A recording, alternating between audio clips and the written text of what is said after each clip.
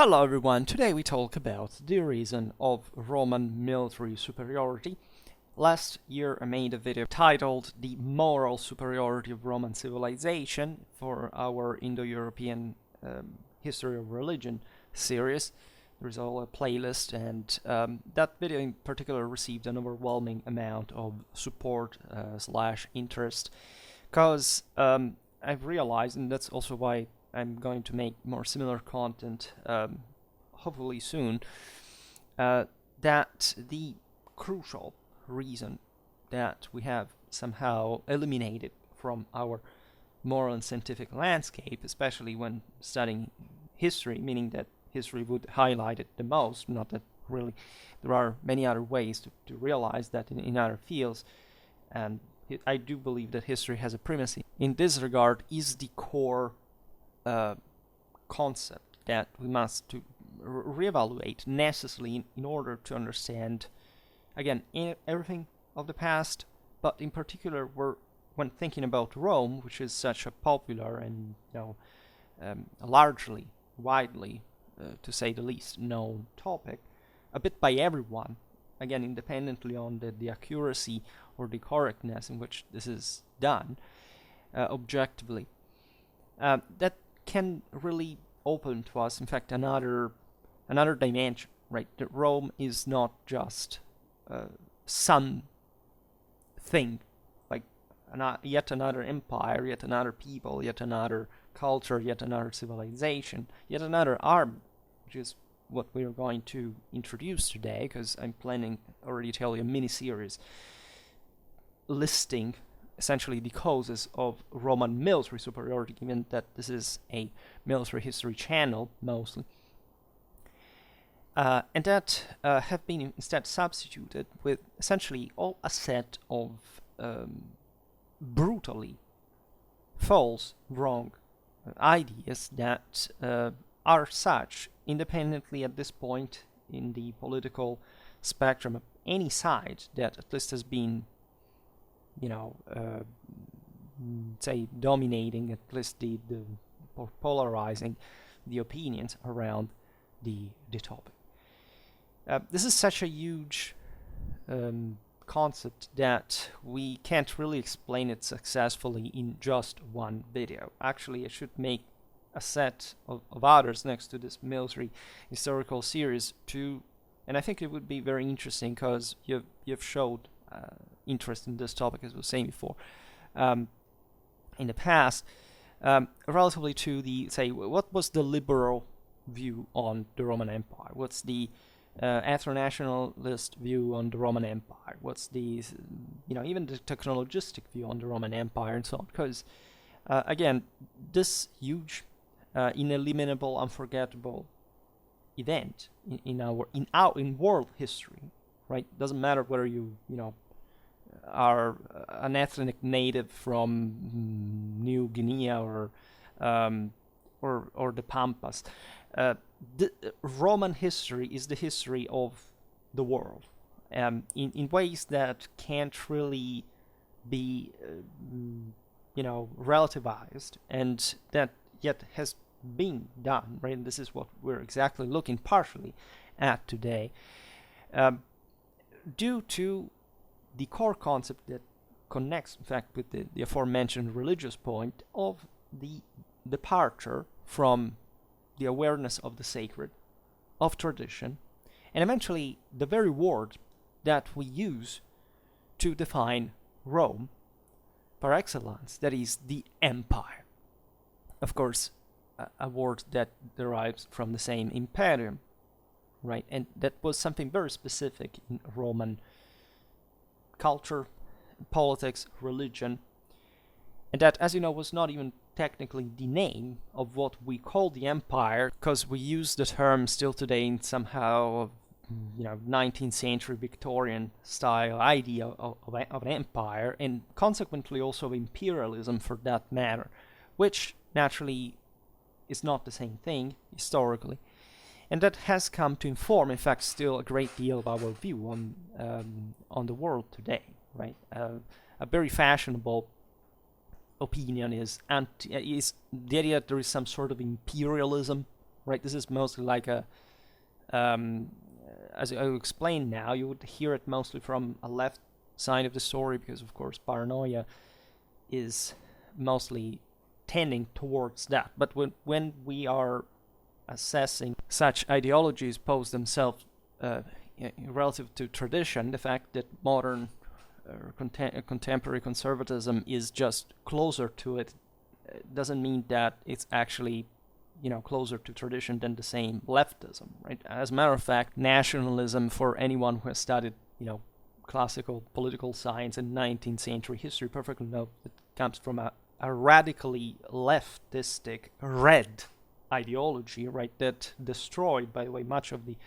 what we call the ancien regime, and substituting this statalistic collectivistic idea, for which objectively basically any base of power ideologically ever since has been derived in practice in states from a nationalistic but also socialistic idea at the same time, right? Nationalism is the first step towards communism, and there is fundamentally no thing such as an opposition between nationalism and socialism. There is just essentially a different measure in which they are distributed within a certain ideology, but no state, like all the totalitarian regimes, were both nationalistic and socialistic, right? When you look at the Soviet Union or Maoist China, etc., if you have missed the nationalism in it, I think that you have severe problems with primary education, because at least where I come from, these things are taught without too much problem, and aside from the ideologism of severely underschooled history teachers that unfortunately are, and I say it out loud, is one of the single most disgusting professions in the history of mankind, at least for what it's come to be, literally, right? The degree of cultural misery of people that teach children nowadays is something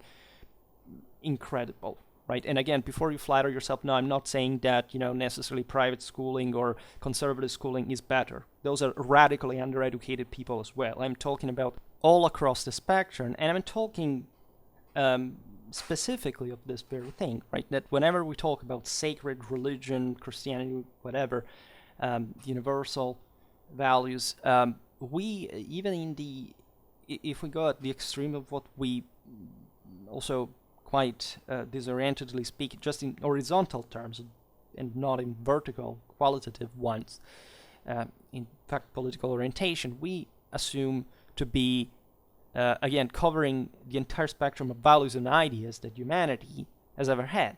And this is absolutely not true. And the reason being, of course, that we have essentially, self-enforced, let's use this term, these ideologies to deny the sacred, the divine right, the universal empire, and the fact that a civilization that is capable of ruling the world is per se the superior one. Surely in relative terms, because every power is transient, and also in tradition, this is pretty well known. The Romans were aware of that as much as the Norse.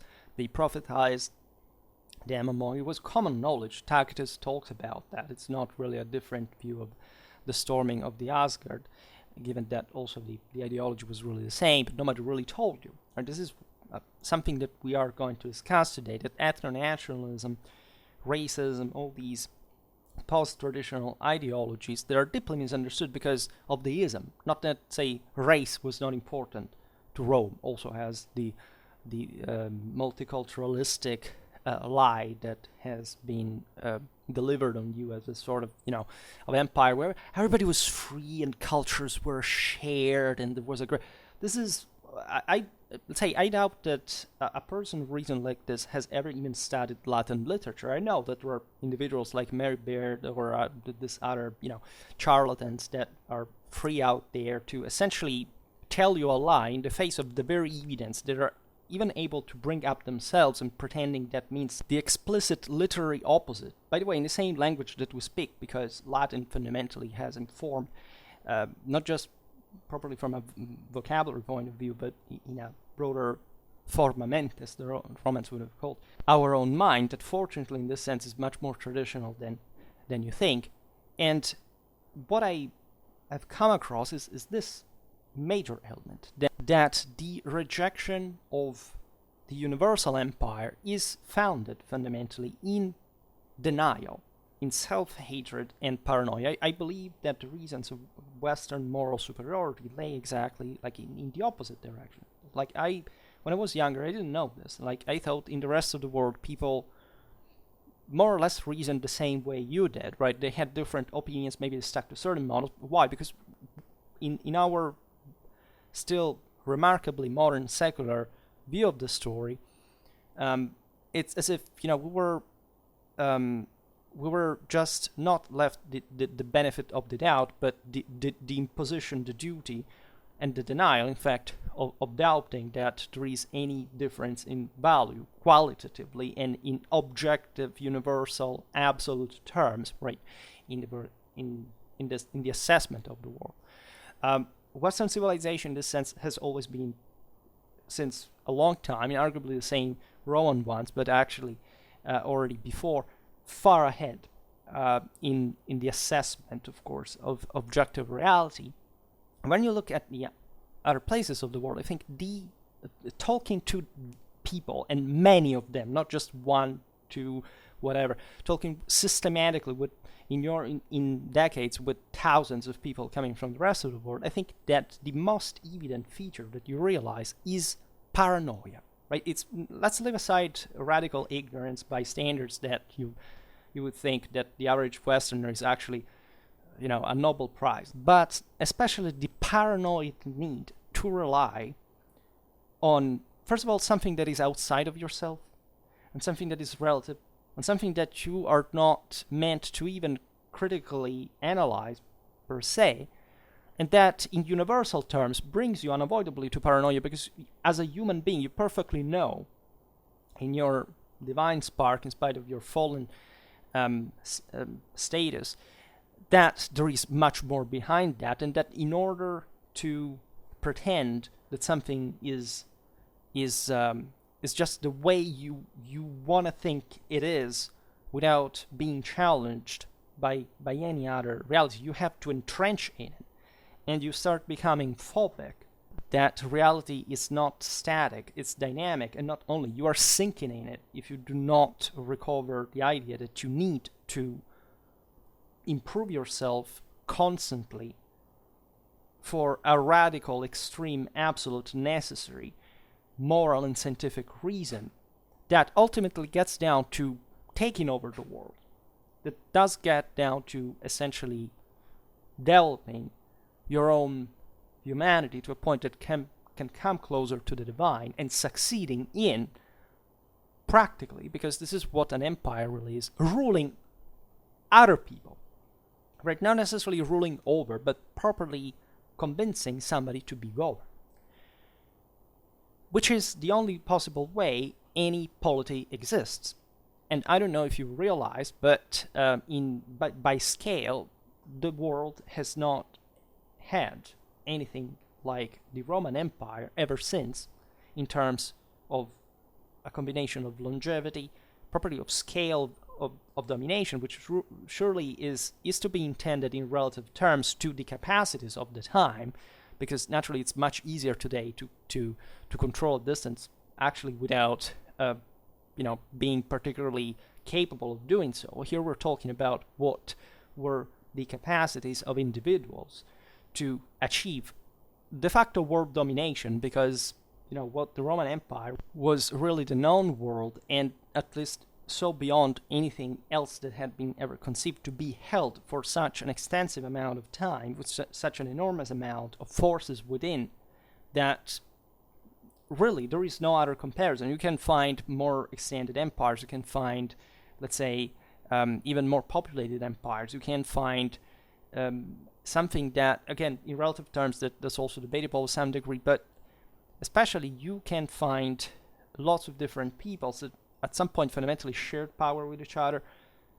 Pick China, right? China was relatively isolated by a degree, but we're talking about different states/peoples that basically competed for power and at some point came to be hegemonic on a given on this enormous space. There is no doubt the hands compare remarkably with Rome for that matter.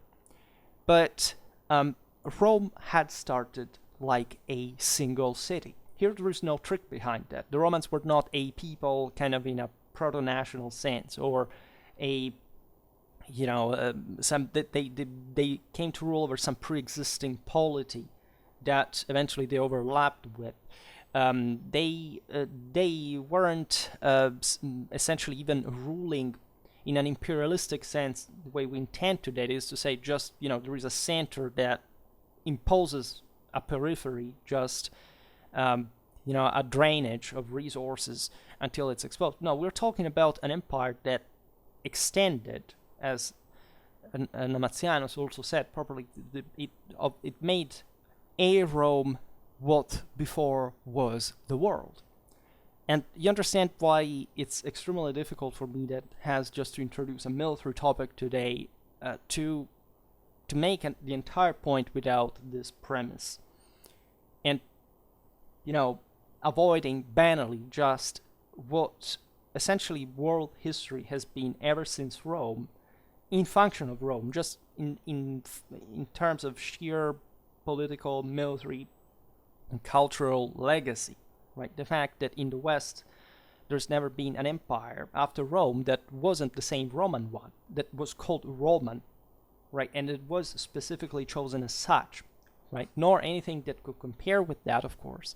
And in that regard, also the political fragmentation that we come to appreciate.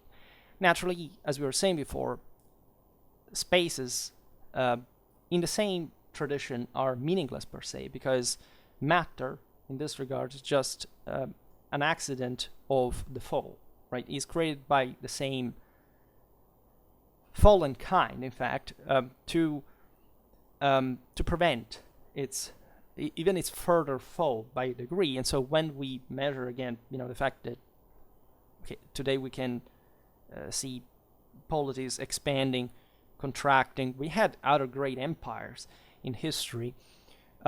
We are, however, not realizing that was a further fragmentation, crack departure from what the universal imperial model that Rome really was. Everybody drew from it. It was impossible after Rome to have an empire that wasn't inspired to it.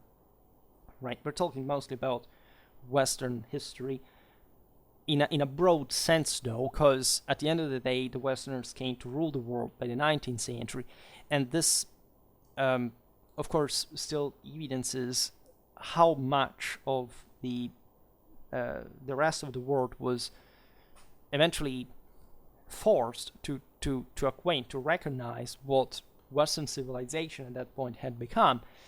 And it's hardly deniable that this had succeeded, largely because of Rome. I'm not saying just because of Rome, because even Rome in that sense is to be understood in a more universal, say, a path that does, as we were saying before, always revolve about the rise and fall of empires, but that had a quite specific meaning in a linear time. We're often being told that it's the Christians who introduced linear time because they were bad, and the cyclical thing is much better. And first of all, the cyclical view of the world still remained, even together with the linear one, in Christian times. But the linear one was present in an eschatological sense for everybody to know, as we were saying before, mentioning the Asgard or Tacitus, or basically the entirety of Indo-European mythology, religion, and culture, says that pretty explicitly and out loud that there is an end of time, right? And this is not really a matter of of discussion in Indo-Europeistics. There's not just strange theories. This is the entire thing that they believed in a unitary sense. They were, by the way, the only ones, right? Outside of their own circle. We could talk about even Native American mythology. That was the real universal religion, right? When I speak of Indo-European one, I'm talking about, of course, the Indo-European South that in many ways seems to have had a sort of almost privileged position, if anything, for what you can argue even Rome came to be. You can easily see that the Indo-European Evangelion was fulfilled in the restoration of the empire in Augustan times, together with the Golden Age, which is at the base of the Arapakis symbology, which is basically a manifesto of Indo-European imperial civilization, because again, there is no other thing beyond the empire in the universal tradition.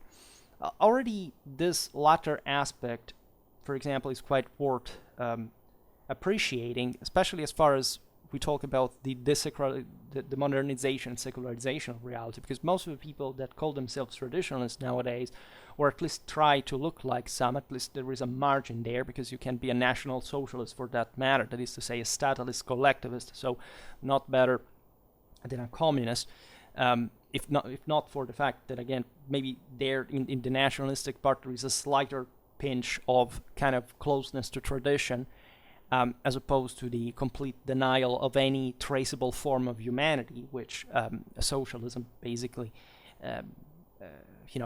has as its own raison d'être and greatest pride and radical identity. But the point there is that we're supporting, in fact, nationalistic reality. So what is the nation in that regard?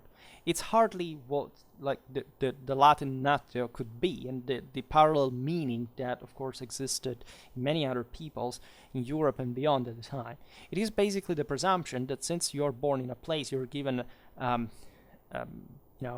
identity card that tells you that you belong to a group of people of, I don't know, tens of millions that are under a flag and kind of speak a kind of in mutual intelligibility a certain language, and basically are under a certain state, but of course do not know anything about the history of that state, not care about the actual culture behind it, or do not even have never heard about tradition. You however, feel the need to compensate, right, for your own individual mediocrity and especially incapacity to what is the ultimate goal of the entire tradition, to transfigure divinely, that you have to radically exalt your value on the base essentially of a collectivistic statalistic base. That is, you don't have any capacity of any kind. You're not intelligent, you're not attractive, you're not educated, you're not rich, you're not accomplished. Your life is a disaster, you're addicted to different things, you have complexes, you have psychosis, whatever, but you can say, oh, I come from this country, so I must be so important, and I can look at others with contempt and thinking that you're special. That goes in said parallel with, and in direct proportionality with the fact that fundamentally you aren't at all, right? And this specific feeling emerges, of course, from self-hatred, from a lack of an accomplishment that, again, was instead proper of the hero of the tradition.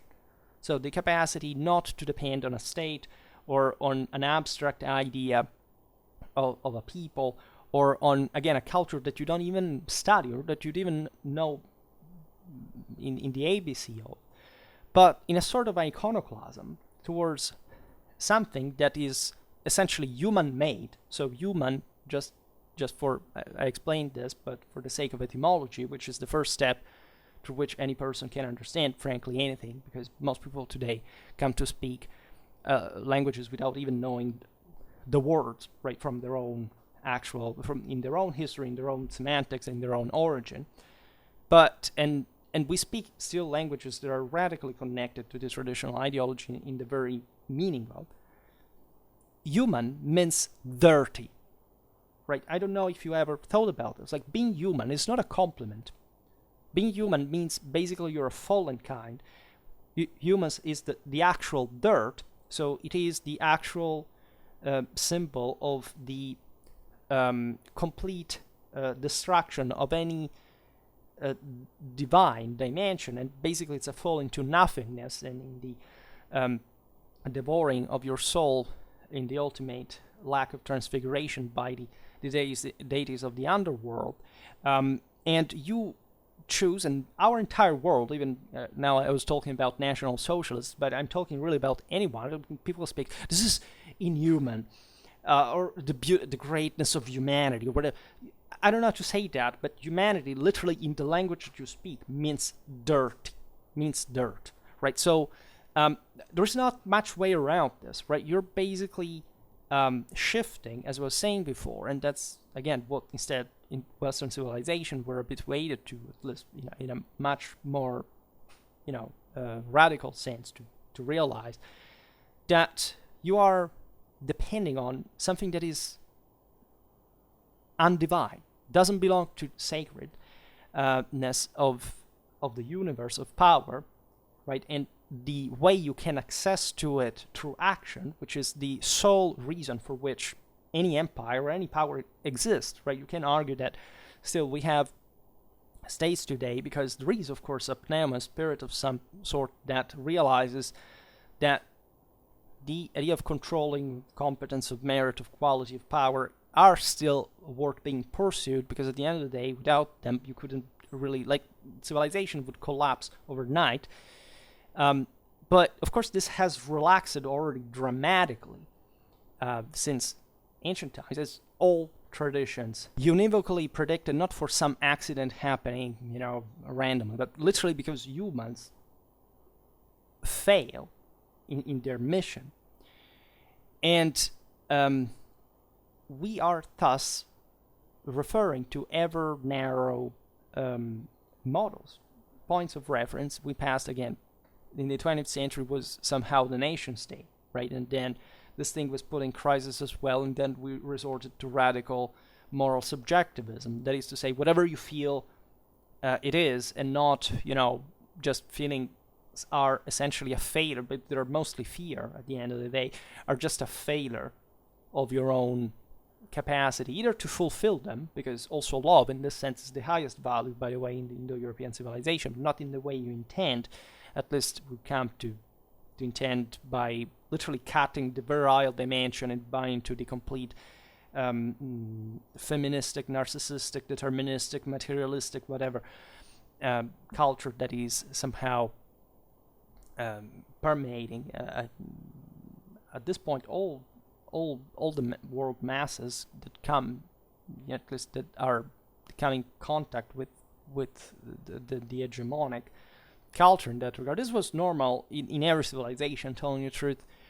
But let's say the more you inject this, the more difficult it is to come back. That's also part of the reason why there is that ultimate eschatological prediction on which we agree. And it's also a physical principle. This is not just even because materialism does offer you at least just the material side of the story line, right? Except they forget the spiritual one in the process, and you can hardly accomplish anything if you miss the two parts, and that's also what tradition was based on. And also there is really, again, in terms of factual accomplishment, hardly a trace of a sort of moral superiority of traditional cultures for what we see today, right? This is the same thing, like I was saying before, with National Socialism. Basically, there are lots of people today that just think, oh, I'm traditional because, I don't know, that I believe in the Sharia and I can beat my wife and strangling her if she goes out without a bail. So, this means that I'm the right one, right? This is not at all what tradition fundamentally says. This is just actually a sub-personal way of approaching tradition, and it's not surprising factually that those countries are largely also some of the most underdeveloped and weak in the world stage, just proving how permeable and unstable they are, and how Westerners can simply walk in them without too many problems. And this is exactly the moral superiority of a civilization. We have to recover the pride of the empire, right? At least pride in the sense of actual entitlement, right? Whenever there is a capacity to do so, right? And of course, this has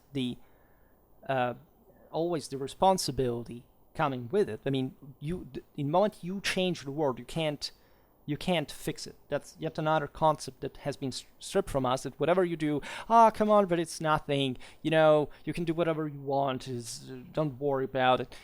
This is a completely anti-traditional concept. Of course, if you walk into Iraq without an adequate strategy, or even more excess strategy on the long run, the question is, you're going to pay evidently for it, right? In lives, in international reputation, whatever. But the concept of waging war, by the way, of one of the single most disgusting dictatorships in the history of mankind, for which Iraq should be felt ashamed of itself, of course, for having just made it happen, and perfectly deserving all the bombs that received it. And actually those were too few, and that's exactly against the point. You can't make a case for these things happening, because if you had been an actual civilization, if you had been even just a smaller state, but a truly culturally superior one, you could have not even been defeated in a war. So the concept of the Imperium, the actual meaning of the term, laid exactly in this. The Imperium, of course, is God-given, right, to the point that if you can wage war successfully, you are actually blessed by God, right? The point that we have, come to deny this process is that there is an objective qualitative difference between human beings, right? So the paranoia and rejection of the sacred derives essentially from saying, just because you kill a person, that automatically is bad.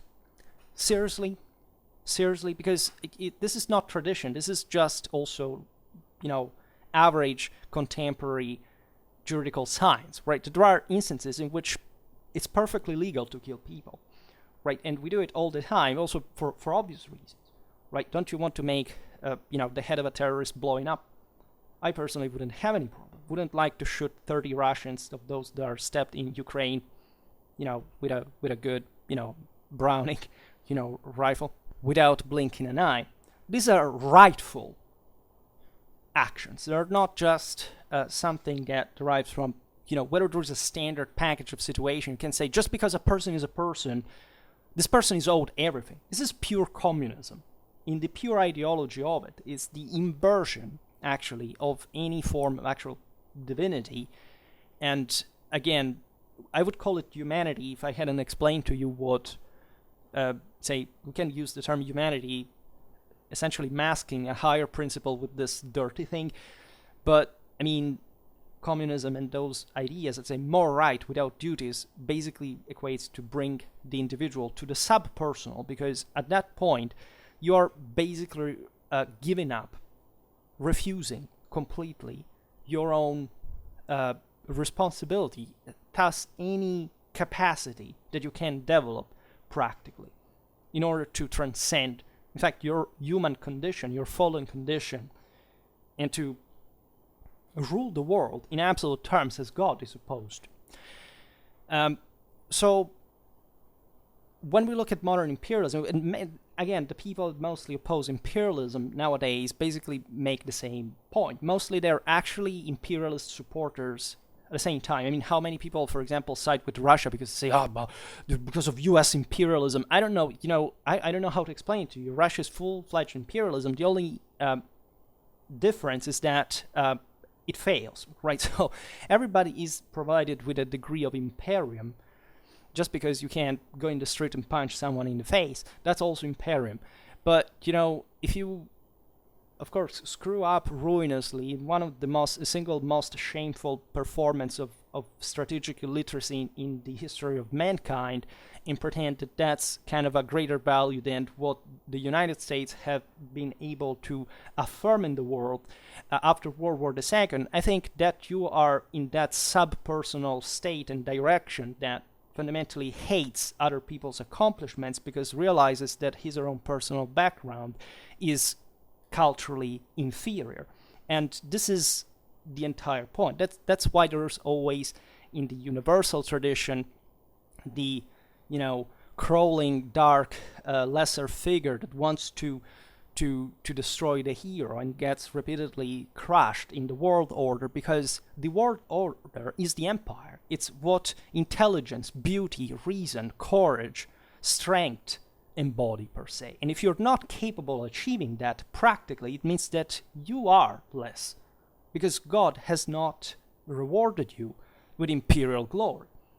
Well, I would like to, in this sense, make you reflect on the fact that all the world is full of Roman symbols that are based exclusively, purely and totally only on this ideology. Right? The Roman fasces on the US Senate coat of arms, imperial eagles everywhere. Just turn around, right? Sometimes it's in places you wouldn't even imagine. Our entire world is designed on this model because Rome conquered the world. And given that we're talking about Imperium, of course we cannot but understand this in military terms. Right? The entire point of this video stemmed from the realization that is undeniable on any historical base. I challenge you on it. I mean, aside from, again, the nationalists that, wherever they are born, they must think, because of their personal inferiority, that their team is the best one, even though they're cheering essentially the result of, just a fragment of a broken universal order that is thus worthless, because even the fallen kind has demonstrated with Rome what humans can achieve to revert back to God, right?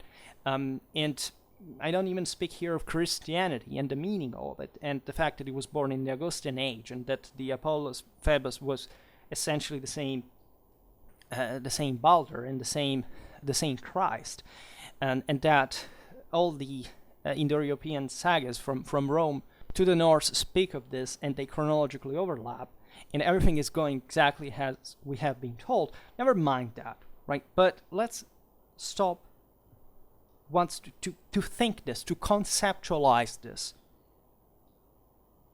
No people or civilization in the history of mankind was able to match the extraordinary chain of triumphs collected by the Roman legions in 1,000 years of history. No, right?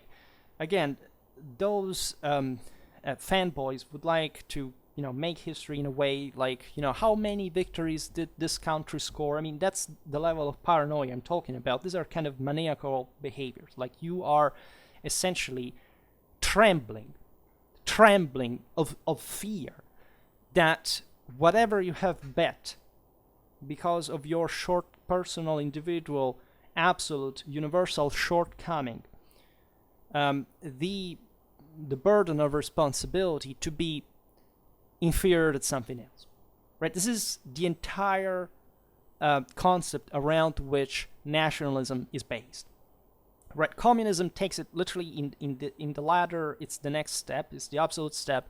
Let's destroy humanity altogether. Let's invert soul. Let's put humanity below matter. And so let's deny God in any traceable form of sacredness. It's not a surprise that Marxism hated Roman history as much as German history in this regard, because these were cultures that were solely founded, like all the traditional ones, on these concepts, right? But again, from a military point of view, do you even realize what Rome really did? As I was saying before, this was a city, a single city, not a super city, not the greatest power ever existed. This thing grew to rule the entire known world, right? This is not like, you can't say, but maybe we said it's an accident. No, taking over the world is not an accident, right? It's not a fortunate shot, right? It's not something you roll the dice and say, well, okay, it just happened, and then, okay, let's go away, it's done. This thing was carried out. This thing was made by men. There was a community from the Tiber Valley in central Italy that managed to essentially cover an empire that stretched from Scotland to the Persian Gulf, and not just to conquer in the process an incredible amount of peoples and military cultures within them, and all the sacredness that they had held through their own imperium. The symbolism there is present among the Macedons, it's present everywhere. It was a universal idea, and those peoples knew that, because those peoples eventually came to be under Rome, and they justify the thing differently from us and say, whoever people rules on another is bad, right? I know that what you will be saying, that you can support Putin in what he's doing. I don't support Putin, even for the fact that the Soviet Union broke apart. First, tradition is based on the concept that whatever brings to disunity is wrong. But here we're not talking about disunity. Ukraine fell in the superior civilization control. It fell in the West. And it's Russia that failed because it was not able to control it, because it was an inferior culture. And this is the problem of it all. And that's the same problem why, so many carcasses are rotting away, right? While they could have been just remaining those alcoholic, lazy-ass, undereducated morons in their motherland, right? And the question is exactly the point. If you do not have moral forces, you cannot win wars. Von Clausewitz has said it clearly. You can overlap Clausewitzian trinity with the Indo-European tripartite order. I made a video about this. It's about the Fortuna Caesaris, right? But it's also in that one of the moral superiority of Roman civilization. So before you make, the count of, but the Romans here lost this battle. Yeah, because guess what? Peoples win and lose battles, but who is able to take over the war? And especially from literal nothingness, 7 hills surrounded by swamps, in a fundamentally underdeveloped area for at least those who were governing around at the highest. And in the time in which they were able to achieve this, and the time they were able to keep that together, and especially the legacy also that was universally recognized, right? Because before nationalism, socialism, whatever, nobody thought the empire is a ridiculous thing, or the Romans were, I don't like them because I was born, in Belgium, and so I must hate them because, I have to bet on my football team as opposed to those of, those Italians.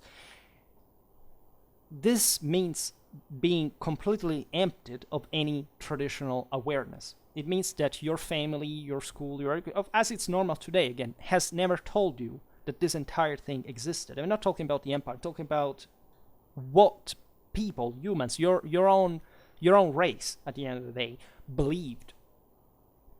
Up to a couple of 100 years ago, so not even that far, for you not to recognize that your entire language, the very words that you spoke, right, have a meaning that is specifically modeled on what, again, those peoples in between the Caucasus and the Don were thinking while launching systematic raids in Mesopotamia and in Thrace, whatever, and were essentially literally deriving even the sounds, the phonetics of their language from the celestial bodies, because they were trying to return through that military imperial accomplishment to the stars, to God himself, right? I know it's hard, because in school you have been told that the Romans were somehow a democracy or a republic.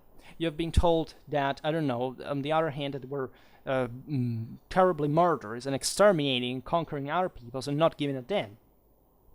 And you have been told that this is a wrong thing. And you can't distinguish, in that sense, even the difference between what happens in the world today or what happened at the time, because, of course, you don't have any philosophical, politological, sociological, anthropological, religious competence of sort. So to you, more or less, it's the same thing. Like, making war is bad per se, not why it is done, right? Or who is involved and why, or, realizing that war is just a normal political intercourse written in our own genetic, in our own very biology, on the same purpose why we exist, right? As in all nature, by the way. You have been told that the Romans were also tolerant, that there was no racial discrimination, there was no cultural discrimination, there was no religious discrimination. Again, I feel sorry for that. I know that, again, kids are not taught these things, right? But they're not taught to the point of not having ever read Horace or Apuleius that say pretty out loud what the actual Roman mentality really was regarding to these topics. The same goes in many ways for the military side of the story. In many ways, again, you have started playing video games, you got interested in things, you have just seen these legionnaires as opposed to other units or peoples or cultures or whatever, and you think, but what's in it? Like, why them? Right? I can't choose among others. Like, just to say the Roman Empire, you can say the Macedonian Empire, you can say, I don't know, the Frankish Empire, the Mongol Empire, whatever. Right? It's just, again, I like this color, I like this symbol more, I like this people, this seems closer to me or whatever I've been taught to think. We all think like this, right? There is an interesting awareness on the fact that our moral dimension, about which we still basically don't understand anything from a material point of view because we're not even supposed to, is universally bound, right? That there is something, even in quantum physics, that could answer our questions regarding how every single action we take or not take has an influence on the universe at all. And it entails a responsibility, which you're constantly denied, essentially to make you weaker.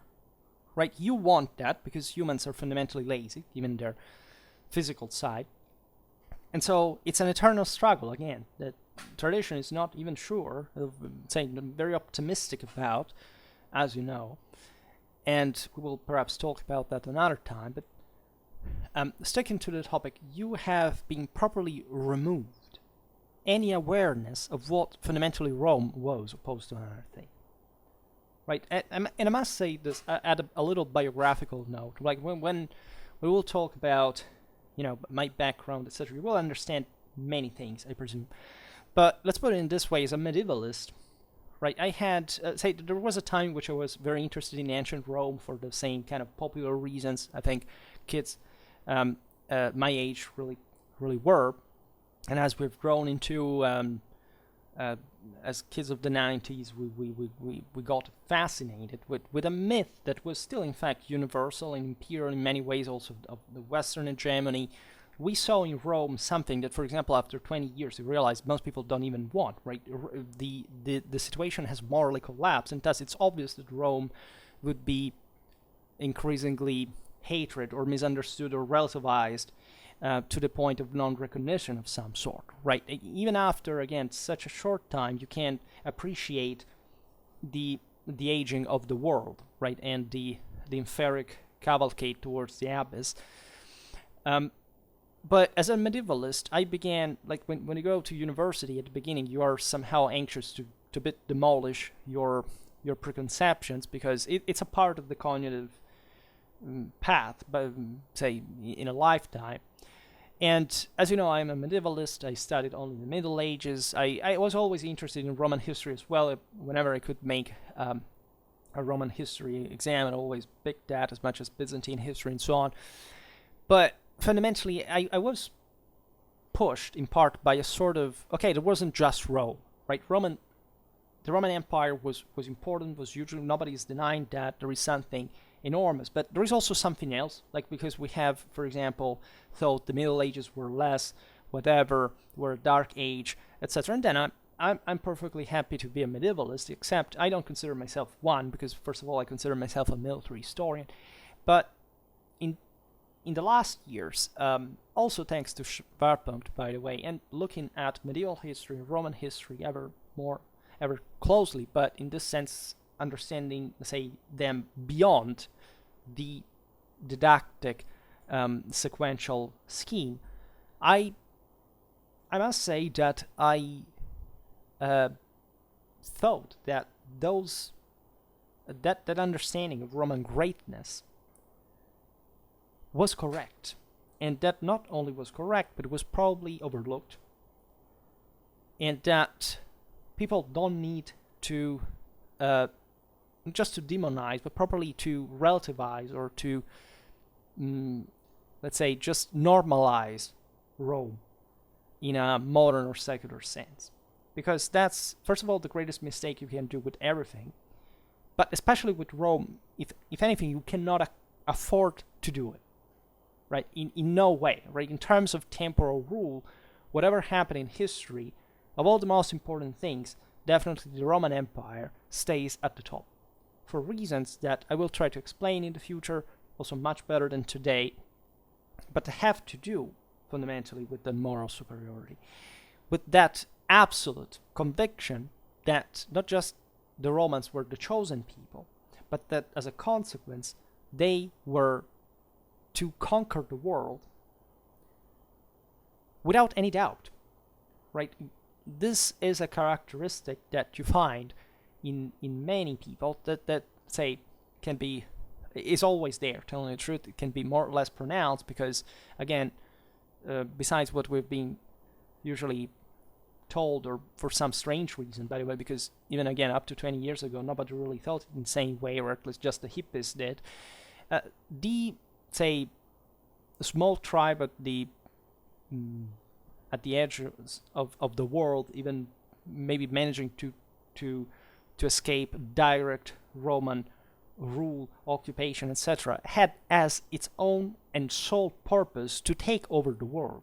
Like, I don't know how to explain this to you, but all these peoples, we studied the Germanic Comitatus, the Gaelic Fiannas, we look look at our names, like Latin names, Germanic names, Slavic names. Do you realize what they mean? Do you realize that they're all designed on the cult of glory, of absolute empire and rule over the world? Do you realize in the etymologies, or do you think that we live in a world without meaning? Which is, again, what we have been forcibly imposed from quite a while by ourselves, again, not by some strange conspiracy theories. It's true that it's been full of communists in the education. There was a specific project to dilute their tradition and awareness on such things, but it's everywhere. Like, you cannot unnotice it unless you probably have never known it, or let's say you are in fact distancing yourself personally from any kind of value or effort, because in the moment in which you reactivate that capacity, all that meaning comes clear. All that need of aggressiveness, of competition, of confidence, of assertiveness are positive values. They're not something negative per se, right? We have been trained to say, well, all this world based on merit, on value, on hard work, on profit is so wrong, man. You know, it's wrong as much as you do. You let yourself being brought under by that, right? You can morally question, of course, the actions of some people in proportion, etc. But our systems are also able to prosecute them, to have some justice about that. And if you don't, it's because it seems to me that you don't just push too much on the accelerator, and you basically just accept your own limits without thinking that after all your life is worth even dying for an ideal that is also an idea rooted on reality, not wishful thinking about, I don't know, how whatever you say and you want to shout others to be, you are, right? As we are looking at today, that will bring you anywhere. That will essentially make you self-devouring, your soul, and disappearing to nothingness. And it's actually a very useful tool, because I don't know how to say that, but think about all the antinatalist BS, and those are people that are going to extinguish themselves, right? And don't think that even characters, beliefs, and ideas are not biologically connected in a way. They are. It's a much subtler concept than we think, but let's say Darwinism, as we have known it, is a purely mechanical concept, and this is, like, by the studies on evolution is being now challenged by the so-called mainstream very openly nowadays. It's not even a controversial topic anymore, right? It makes you even feel sorry a little bit for Lamarck, which obviously, was wrong in the scale he was thinking the thing really could happen. But it does turn out that your habits have an influence on your children's genome, right? So it's very interesting, and this may have been known, as a matter of fact, by ancient traditions who insisted dramatically on these ethical standards and the connection also with stock in a sense, but definitely not in a standardized, abstract, categorized way like, again, nationalists would like, unfortunately for them, the thing to be, right? There is also in psychoanalysis, and again, the ancient mythologies are full of this, that the concept of the frustration of the individual not surpassing his own human limits, even though the effort is the purpose of life itself. Look at the Epic of Gilgamesh, or in that sense also the differences between, say, different peoples at that time, and how much some had not given up the concept, while others like this had essentially accepted that as long as you're human, fundamentally you're doomed anyway. There can be a very interesting debate about this. But again, the military point, right? We are, I think, very interested in military history in general. I think it's difficult to find a person that has no interest in war or whatever. And we all carve our niche of some kind in terms of things we like to know, to study, to research about. And in that sense, it's easier to understand what kind of value certain military achievements really have, right? We're deeply impressed by, I don't know, a country winning a certain war, a commander scoring such a big victory over an enemy on the battlefield, or we are impressed with, the technology or different things, right? It really depends what your bias is, mostly. Like, there is nothing easier than understanding somebody's political background from their military interest. And in this regard, we can't give somehow an absolute dimension as accurate as our understanding of that military accomplishment is concerned. And thus, from that perspective, think of that episode, whichever it is, and then compare it militarily, to the fact that Rome conquered what it did. Again, Roman history is much more complex than it seems, really. So you can say, well, but there are been, again, other empires that conquered, and that's the obvious point. Also, such big empires that lasted for, I don't know, some 100 years. This is not the same thing, right? Again, this is not the same starting point. This is not the literal city taking over that system.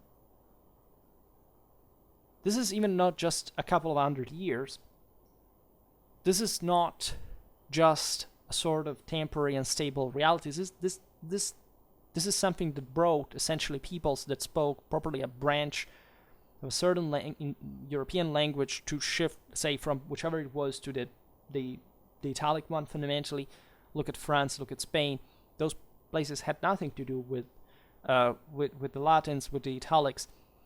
Today they speak a Romance language that is actually part of that branch. So we're talking about something that the world at large has never seen in the same scale, right? The same political, institutional legacy that Rome left in general, of course, derives from a universal mode of, peoples ruling, building, trying to discipline, legislating, and so on. But at the same time, the impact on Western civilization at that point is, again, such that no empire that existed afterwards fundamentally that had a universal ambition, a declaredly universal ambition, wasn't aspired to Rome heavily, or even gaining the same titles, right? Here we should open an enormous parenthesis regarding, again, especially the way we intend modern history, which is largely a contemporary fabrication, because we have somehow the impression that, I don't know, the church and the empire died at the end of the Middle Ages, and the modern age was just, yay, everybody's happy and the great technology arrives and saves the world, right? This is what conservatives actually believe in large numbers, and it's probably, I can say as a medievalist, I understand it better than others, but also having met modernists, etc., I can say that that's probably one of the single, and I love modern history, by the way, it's one of the single most dangerous, this destructive and unappealably wrong, inaccurate, incorrect worldviews that, again, is also one of the most common. The people literally think that the reason why we have accomplished so much in terms of sheer, essentially, material dimension in the last couple of centuries is because, tradition disappeared, because there were a bunch of oppressive, dark demons that had left, had prevented, let's say, the people to study, to learn, to whatever. Again, also, that as a medievalist is, I don't consider these people my peers, like in a personal sense. I must say that. And yes, I do have a huge sense of superiority, unfortunately, but it's not my fault. It's just in relative terms how low a person intellectually wants to sink, and I don't have to explain you how I got my doctorate, even though I created a playlist on it. But let's say I'm not going to, of course, today I don't have the time, but simply trying to convince someone other than the 1500 videos, mostly about medieval history, that I made to this point, to explain why such prejudices are wrong, right? I can at best, take the shortcut of explaining you, as partly I'm doing today, why you have been trained like a circus animal to reason the way you do, which I think is much more effective indeed, and also from a strictly moral and scientific point of view, it's the most efficient way of doing so. And I'm using, by the way, in this video, an incredibly modern and secular language, because if I were to explain what I'm explaining here in the, in fact, most effective way, but one that, say, people don't have much of a background of, again, in terms of the actual old Roman religion and beyond, may be somehow discouraging for, if anything, for the person that starts listening to things like the Romans represented the golden age, mankind, and whatever. If you've never read Virgil or Livy firsthand, understanding the actual original language, semantics, and kind of cultural background, it's a bit complicated to have that talk.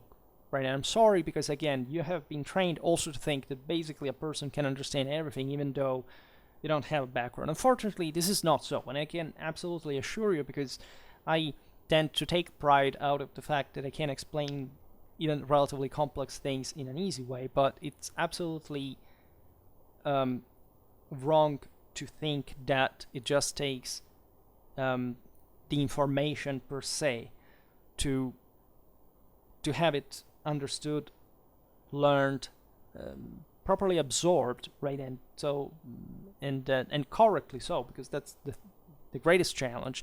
I realize that through things I say that many followers sometimes come up with even innocently with ideas that they think I am expressing that have nothing to do with what I'm talking about. Right, so I'm probably easy to misunderstand because these huge premises are in fact sometimes boring, if not most of the times or all the times, but they are somehow necessary as well, and that's also paradoxically part of what the traditional concept really is. If you don't make an effort, this doesn't have to be pleasant. This has to be hard, right? And if you don't think things, if you just listen to them, by the way, it's difficult to acquire them, because one thing is having years and years of learning and realizing that it's absolutely unsatisfactory for what you should properly know.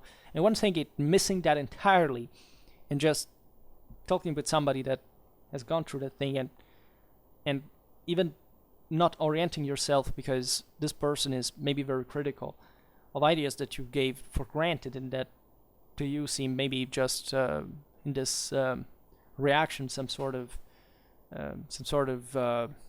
narrow-mindedness or denial or whatever.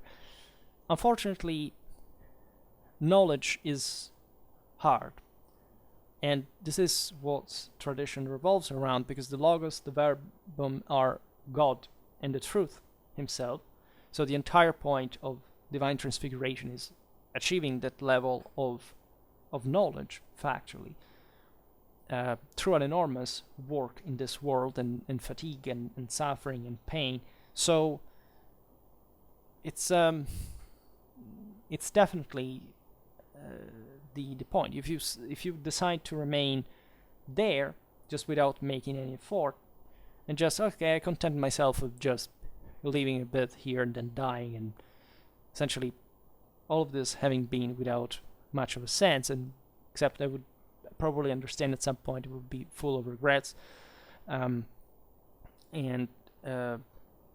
say not having pursued what might have been a higher thing, right? May have been even more important than doing whatever you do every day to just kill the time. And it's difficult even for me.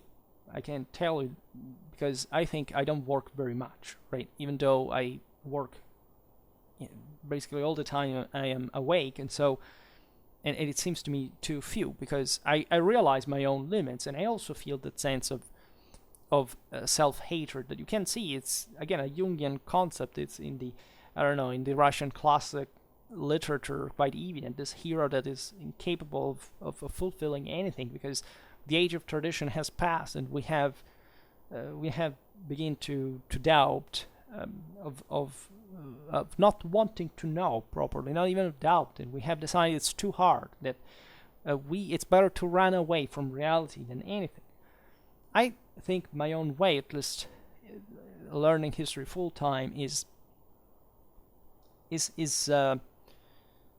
remunerating enough, telling the truth. I believe there is something in it, but I also understand it's just very few compared to lots of other things you want to do, and also different in type, but this does not concern us. In any case, the question remains, right? No people or civilization was able to match the extraordinary chain of triumphs collected by the Roman legions in the thousands of years of history. So, what was the secret of this unstoppable success? Again, no, the Romans were stopped here and there. They never occupied permanently that place. Does it matter? Like, do you think that leftovers are important? Do you think that even if the Romans had decided to occupy certain places and eventually they bailed out of them from Germany, from Mesopotamia, whatever, that by scale, in terms of resources distribution, that was actually a meaningful thing, right? I made lots of videos about the migration here, explaining also quite concretely what happened, what we called improperly the end of the Roman Empire, not understanding again that that's a spiritual concept, and indeed with a decline, a fall. I've never people tend to relativize the concept as well. We mostly do in the measure in which we have been told, of course, that at some point the Roman Empire ended, everything crumbled, and it was so bad, and it was just darkness. And people, even there, are fruit mostly of nationalistic bias, because maybe their country didn't do that well at the time, and so there is this need of saying, it was kind of bad, right? Or since we don't have sources here, it's it must have been just, or it may have been in that regard, but this doesn't mean that even, the same Rome, broadly speaking, or the same areas from which civilization had spread in this regard were actually faring so bad, because nowadays we are constantly reassessing the fact that, again, as Rome was more advanced, say, than the North, etc. This thing remained for a good millennium still, and hardly there was like sort of holocaust that raised everything to the ground, say it's over, sorry, the Romans do not exist anymore.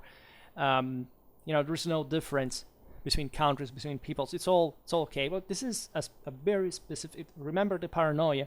Remember the rejection of reality. Remember the fear of admitting that there are differences in qualities and so on. This is exactly what occurred, thanks to, unfortunately, to nationalistic historiography. Again, that is born out of the ashes, also the socialistic one for that matter, born out of the ashes of the old order, of actual tradition. And that has been the base, again, for most people, moral compass says right now, anywhere, because you just reason in terms mostly of your country fundamentally, and or mild differences that can be within them, or even important ones, but you perceive maybe just to be different shades of the same, again, colored stain that you see on geographical maps to tell, that's my country there, and that, look at the others there, and that's it, right? That's mostly the thing. Understanding even how people looked at the world at the time in which the Roman Empire was created really blows your mind in many ways. We will not talk about it specifically. Just know that, of course, there weren't maps in the way we intend them. Just the Greeks had been toying with the idea that you could create coordinates, but they were content in just finding the coordinates and not even drawing a map, which tells you a lot about what the background, the mindset really was. The Romans again managed to control for half of a millennium that what we see as the largest landmass, right? We associate mostly the early Roman Empire with, without any of those means. And there we should talk a lot about Roman leadership and elites and how this was possible, what their political culture was, how they saw strategy, which is a term that did not exist at the time, at least in the Latin vocabulary. There's not an equivalent to it, right? Also, strategy in ancient Greek means something slightly different, or at least as a word, properly has changed importantly in semantics, for not talking about the theory revolving strategy, which is still something subject to change, or at least I think there is a very morally relativistic approach to warfare, as you know, I am a Clausewitzian. But that's still something in the history of civilization that perspectively is worth considering, because think about what Luttwak wrote about the Roman Empire borders and so on. It's not even a bad work, it's just that it suffers some preconceptions that are typically contemporary in many ways, and not even so ideological as they may seem. I mean, of course, the problems are always ideological, whatever they are, and some pages of that work cannot really be read without having sad feelings, but at the same time, there is some good in it as well. So we will talk about Luttwak, the great strategy of the Roman Empire, some other time, because it's a very kind of, I think, educational survey, because it tells you also how much we can fool ourselves about what the ancient world really was compared to what we are habituated to think politics, war, and society like today. So war is also not just, again, I started from the geographical side of the story. Look at how big the Roman Empire was and for how long it lasted, right? Because that's the easiest bait that most people say, wow, but, I think even people who hate the Romans for some ideological reasons, because they think they were a people or a nation that is opposed to theirs, right? That existed, of course, at the time, 2,000 years ago. Yes, they were the same. It doesn't matter that they actually were largely descended from the same people. It doesn't actually matter anything, right? If you still reason like that, you deny the beliefs that your same ancestors really had. And actually, people in Europe revered Rome a bit much more than you get exactly for the religious point. These people had conquered the world. It meant that God, because again, there wasn't the gods, even if you scratch beyond the surface, not just of our modernistic invention of polytheism, which never existed, but probably what the multiple, manifestations of the same divine force really are in kind of a personified fashion in the ancient mythology. And they feared that, right? Let's use this comparison to show how desensitized to the actual use of and understanding of the connection between politics and the exercise of violence the average persons really are in a largely pacified context, right? So where the state provides everything for you and you're not even, in a way or another, you just have to work for yourself, but basically you don't run the thing, so you don't know, you don't even suspect what at the end of the day the entire thing is, and that's why you think that your country is evil because, I don't know, it wages wars, even though you don't even understand why it is waging it, right? Talking specifically about these ideas that are spreading in the United States, it's kind of normal because, again, it's a huge country, there are huge imbalances, and often the masses, again, buy in this kind of mentally degenerated fashion, but I would say they're also the least risky in an active sense. It's just the problem is the weakening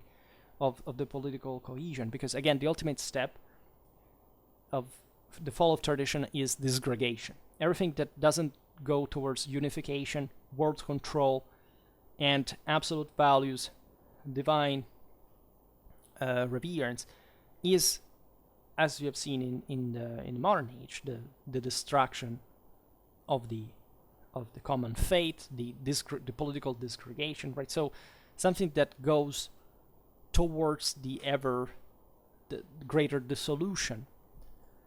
And don't be fooled again by what states look again on a map, because you don't live in countries that have anything of the moral force that even the last peripheral kingdom of the civilized world was, say, in Roman times.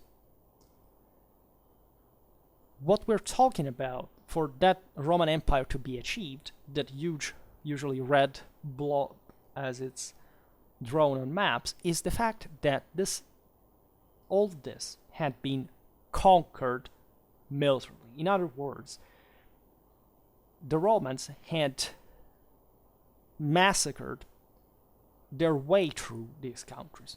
Naturally, like all the empire, and especially because of the Roman Empire, that by those time standards were actually pretty fair, right? Wasn't gratuitously evil, right? Not giving a damn about, let's say, human life when you can actually replace it with more human life is in part understandable, but in order to do this, you can simply convince that human life to cooperate, and if you offer a greater model, now this is also an issue, right? Wars are fought. The question is why, right? The Romans were definitely quite aggressive, right? They were a warlike people that had, as we've seen, developed a crystalline belief, faith, and confidence in their own absolute superiority. These people would never give up. They had been promised by God the world rule, and they were simply going for it, right? Naturally, many others did not agree with this. The system was brutal, right? Except for the fact that, again, all the peoples that Rome conquered, without any exception, also because in the world there was really nobody else that thought otherwise, believed in the right of the stronger to rule. Right? All the single peoples that Rome brutally and systematically conquered were peoples that were, first of all, doing the same exact thing on different scale. The least developed, again, the tribes that for some kind of almost environmentalistic reason have appeared like the heroes of the situation. They were the ones that the worst, right? Also because they were conquered much more easily, given what, the cost-benefit ratio that could derive from there. It was actually even a compliment that the Romans were trying to conquer you by some degree. And also, I don't know to tell you, but remaining out in that sense of Rome is something that still has divides in modern country. I mean, there is a reason if Western and Southern Germany is disproportionately richer than Northern and Eastern Germany. It's not socialism during the Cold War, it's a millenary frontier that divided the two areas historically, and as we've seen many times in the same medieval Germany. In any case, any of these peoples, and especially these, let's say the tribes, having a shorter, say, range of political and strategic capacity, actually were the ones who the most killed, raped, and enslaved their own peoples. This is absolutely true also for all the populations that European colonialism systematically subjugated. Again, if you are one of those people who think that the Europeans had anything to morally learn from people who raped the hearts from people that belonged to a subjugated caste that was used ritually to that function, I think that if you hate Europeans and white people so much, you should actually, I don't know what to do with yourself, because if you are proud of those being your ancestors, I think there's something severely wrong maybe with your mental health, and you may want to check that. But that's unfortunately what cultural underdevelopment really does. So actually, I take it just as a compliment to European and Western civilizational superiority, because again, cultures do not give way if they have anything to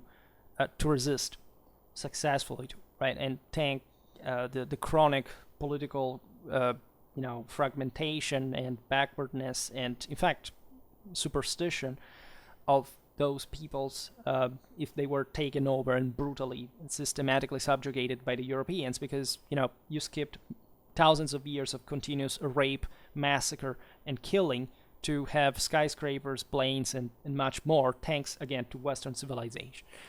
In any case, besides this, and the same thing can be applied to Rome, doesn't matter how much in the Iron Age cultures were similar, and also in this sense very much closer than we think. I mean, again, Rome can be seen in different ways. Many people, I think also many conservatives, came to hate Rome for nationalistic reasons, but also because liberal propaganda has somehow wanted to represent the Roman Empire as, again, the cradle of kind of multicultural society where everybody was free and tolerant, and it was the mix, of races by first profession, and the entire...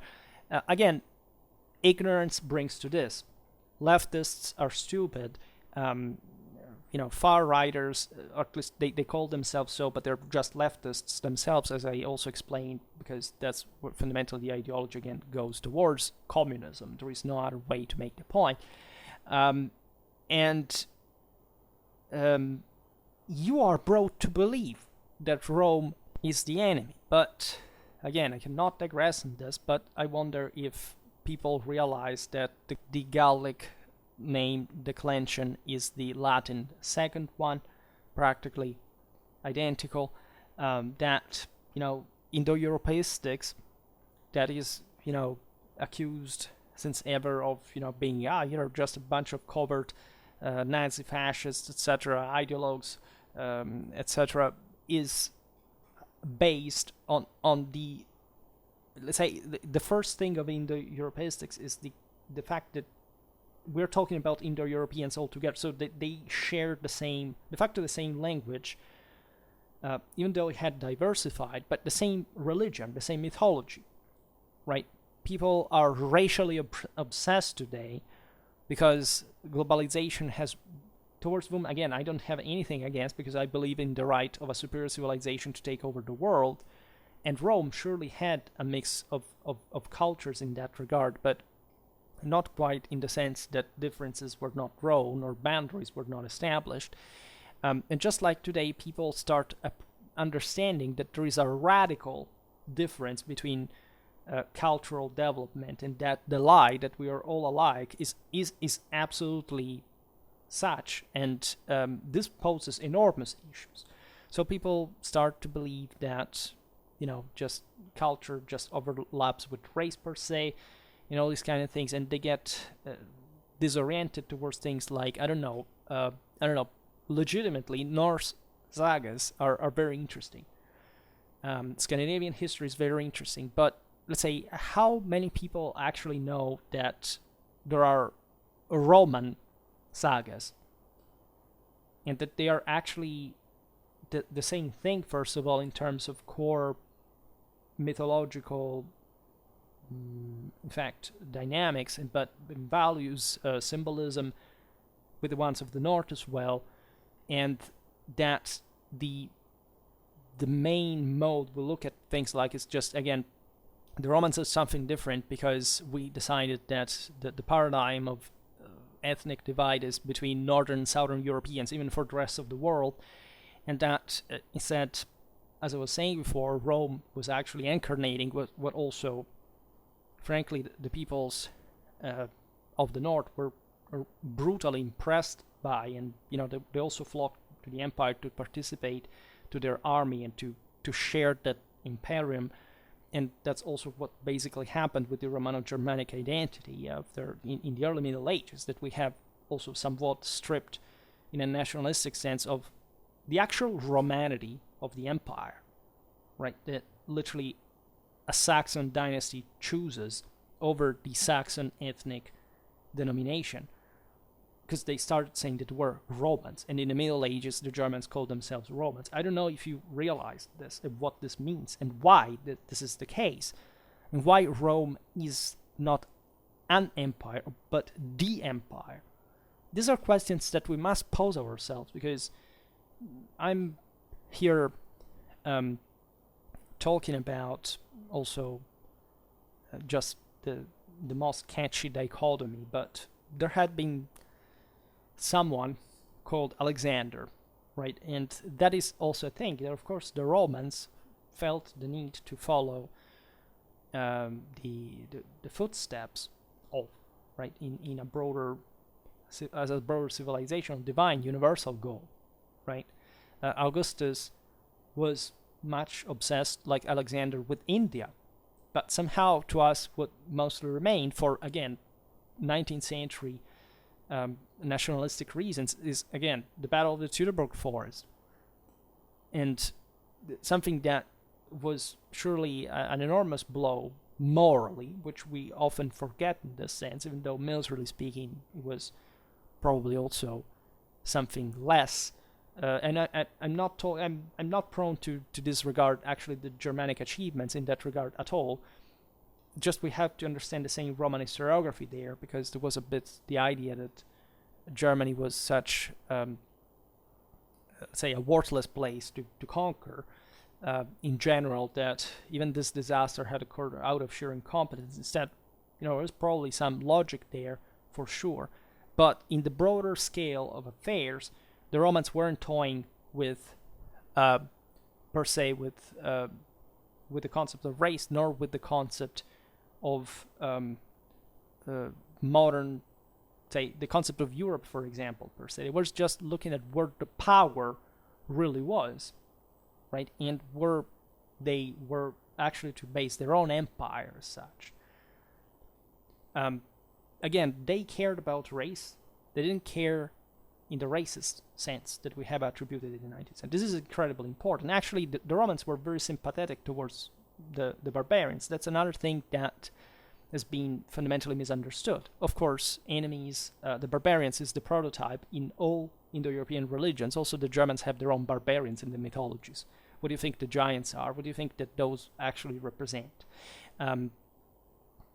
Again, the accusation that the Romans were obsessed and discriminating against other cultures, because that's the bullshit phraseology that you've been habituated to, in a sense, is, first of all, if they discriminating, it has a neutral term meaning, right? And also semantically, now it's become something negative. We all discriminate in the moment even in which we want to choose whether to eat, I don't know, vanilla as opposed to chocolate. It doesn't seem to be a huge issue.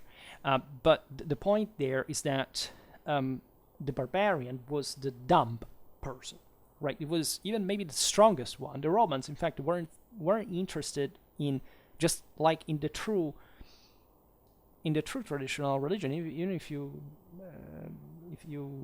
read, I don't know, the Ulster cycle, all the great Indo-European eras are not bigger than the Titans, than the giants, etc. They are superior because they're superior spiritually, and they have actually to prove it by fighting against those that are bigger than them, that are stronger than them, but they're dumber than them.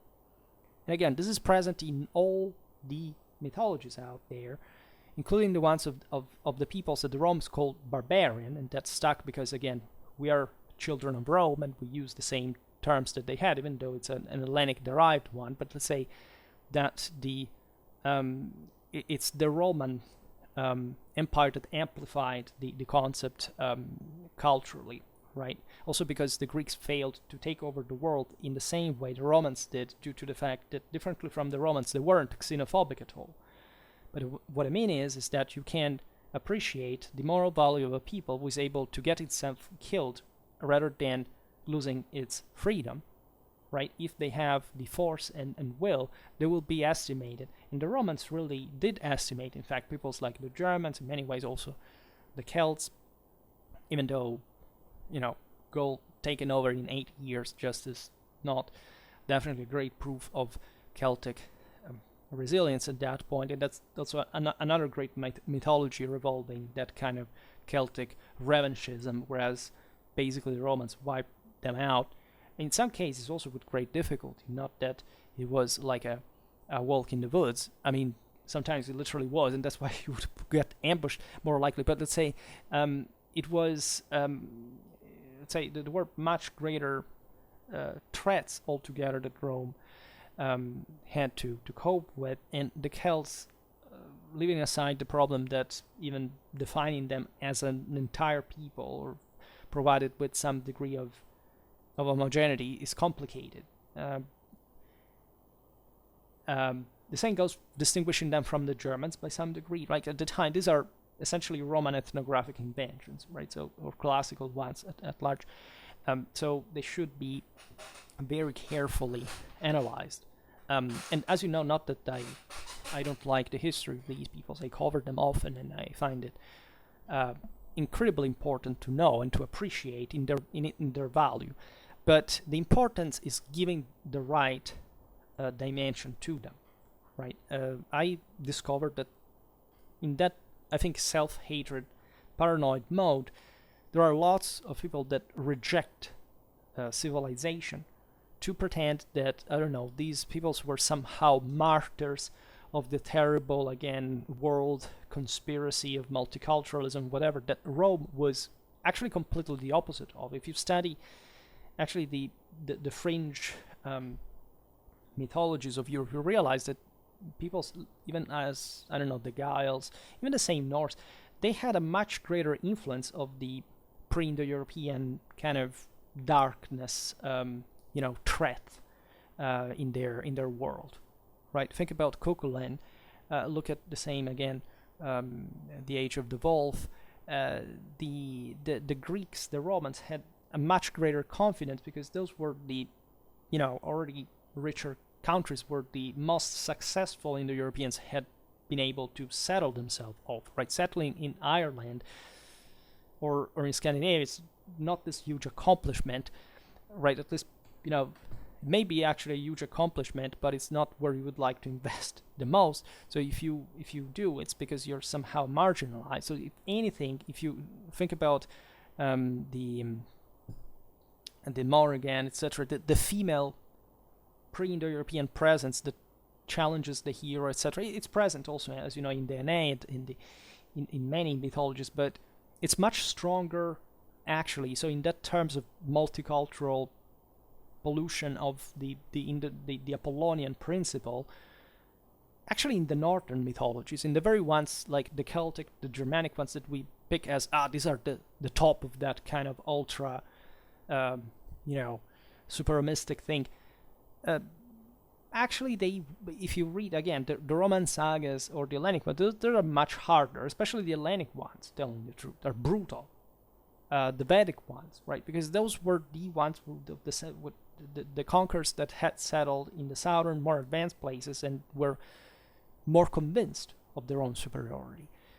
Evidently, also with some problem deriving from that, the Greeks somehow entrenching also in their own world and missing the connection with the action, with reality. But in the case of Rome, that did surely receive herself very strong influences from the south, as it kept receiving. You see that it actually triggered a reaction that brought Rome to be founded on a purely Apollonian symbol. I mean, why in the Norse symbology you have essentially the crow more prominently than the eagle? There is the eagle too, but the chthonic element prevailed over the Apollonian one in the representation. At least apparently, because also much of what we see in the the Longobards that settled in Italy brought eagles with them, just for making an example, even though they had already received an important, at least influence from a wide range of other populations that were much more also, let's leave the Iranians aside, right? That's not a right to migration here for now, but the way we have represented the Nordic mythology and so on, it's very dark, whereas the Roman symbology is pure solar power. I don't know how to say that, but that, in my opinion, reflects also the fact that the peoples that inhabited the fringes of civilization did realize, as always, that there was a huge, divine, universal empire just next door, and that they were basically within it, even if they weren't kind of directly occupied by that. And never underestimate, because this is something we can see easily even from, think about the culture of the peasantry in the Middle Ages as opposed to the one of the feudal lords, that those who are under tend to develop a sense of, okay, we are the inferior ones, morally, culturally, right? And they can get provocative as well, but by awakening essentially themselves at some point, like the Germans in late antiquity and so on, to reach the Apollonian one, and the Apollonian model, the universal rule themselves. And always remember that the Dionysian element is necessary even for divine transfiguration, because without that preparation, without that sort of moral load of having suffered oppression and at least having always starved by some sense and wanting to always get where the richer lands and pastures are, surely just by lifestyle habituates you to a harder, to a greater connection with the between politics and violence, let's say. And so it has an initiatic value of some sort. That's the reason why, by the end, say by late antiquity, the majority of the people in the Roman Empire were somehow pacified, right? The elites were still somehow warlike, but let's say who lived in the Barbaricum was still, like, all the people were, all the community was militarized in a way. So this perspective is important because it explains you also how different peoples come to be. But as we were saying before, after the Roman Empire, even if you want to picture it this way, what do you have? You have a fragmented Europe till this day, right? That's it, right? At least those who attempted to unify it again failed, and quickly, in the broader scale of things, at least compared to half a millennium of Roman domination, which is something that, considering again how more unstable the world of the time really was, at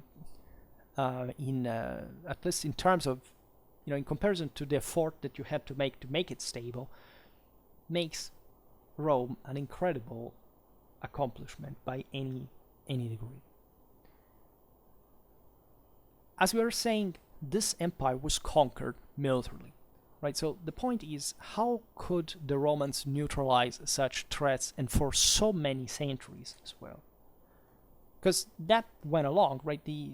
We think of the conquest of course, as the most glorious moment where the Roman arms scored the greatest results, where the Roman civilization was more traditional, objectively.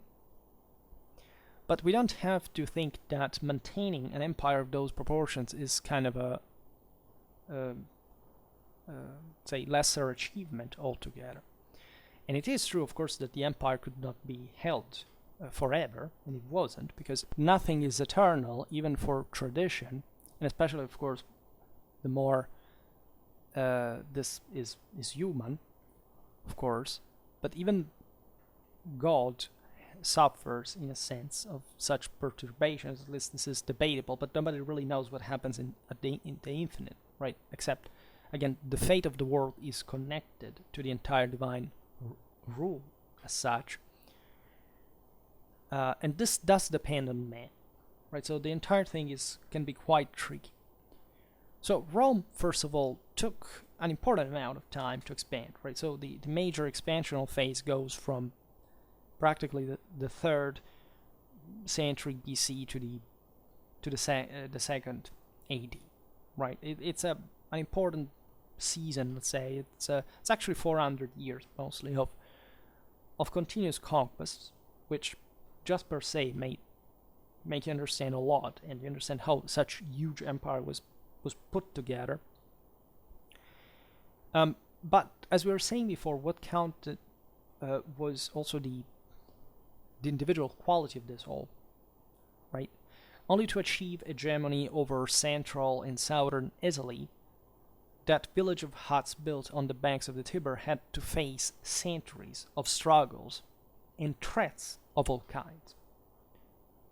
And that's a very underrated period in history. It's not so famous as the others because, frankly, again, for the same reason for which we got more interested in Vikings or in some kind of more ethnic stuff, we have somehow decided to embody Rome, to incarnate Rome just in the early empire, and also pretty much it, right? So all the rest doesn't quite count, but it is objectively more difficult to understand what Rome was politically and morally without even having like a clear idea of what the pre-Roman Italy really was, what kind of influences were there from the same universal tradition, from the kind of the hegemony of the Hellenistic civilization, the threats of other cultures, the mixed background, right, culturally wise.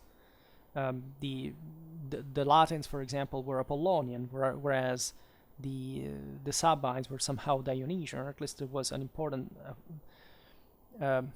Uranic and Chthonic bias, very close sometimes to intensify the struggle. And this is also, in fact, what tradition really says, and why Rome gave itself an asset. It was fundamentally also an aristocratic one that would offer the populace this chance of redemption through the, in fact, holy Imperium that would allow them to expand their own power, always managed by the elites, but still for giving opportunity even to the plebs to win what was part of this great Roman evangelical mission. It's, I think, useless to digress for now, because I will make other videos on this, on, say, pre-Roman Italy, what were the dynamics that molded very gradually Roman culture. Again, in that video about the moral superiority of Roman civilization, I talk about this in depth, so you can look at it and understand also what really the Augustan Golden Age really was about in that, considering the direction where that empire had come to exist from.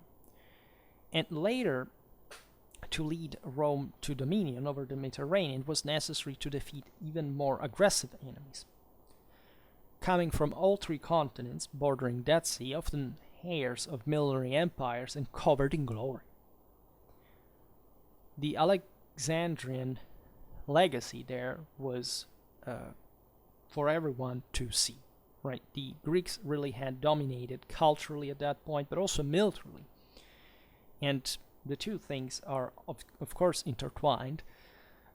Even powers that ethnically didn't have practically anything to do with that, such as the Semitic Carthage, were essentially Hellenistic powers. They considered themselves as, of course, something else, but they still shared this broader universal sense of, say, of victory, of glory, of grandeur, that at that point was being contended also by different powers at the time, because it had also been evident that Alexander's legacy had fragmented immediately, that was the enterprise of a man. That's why you can understand what Rome was so proud of by herself too, because Alexander was an unmatched hero. We're talking about the greatest commander in the history of mankind, exactly by that divine scale that everybody was trying to attain. Also in a kind of still warrior mentality. The Macedonian aristocracy was obsessed with Achilles, right? And the Romans themselves were surely sensitive to that. They were more barbarian in nature. They were much closer to their own mythology, their own sagas.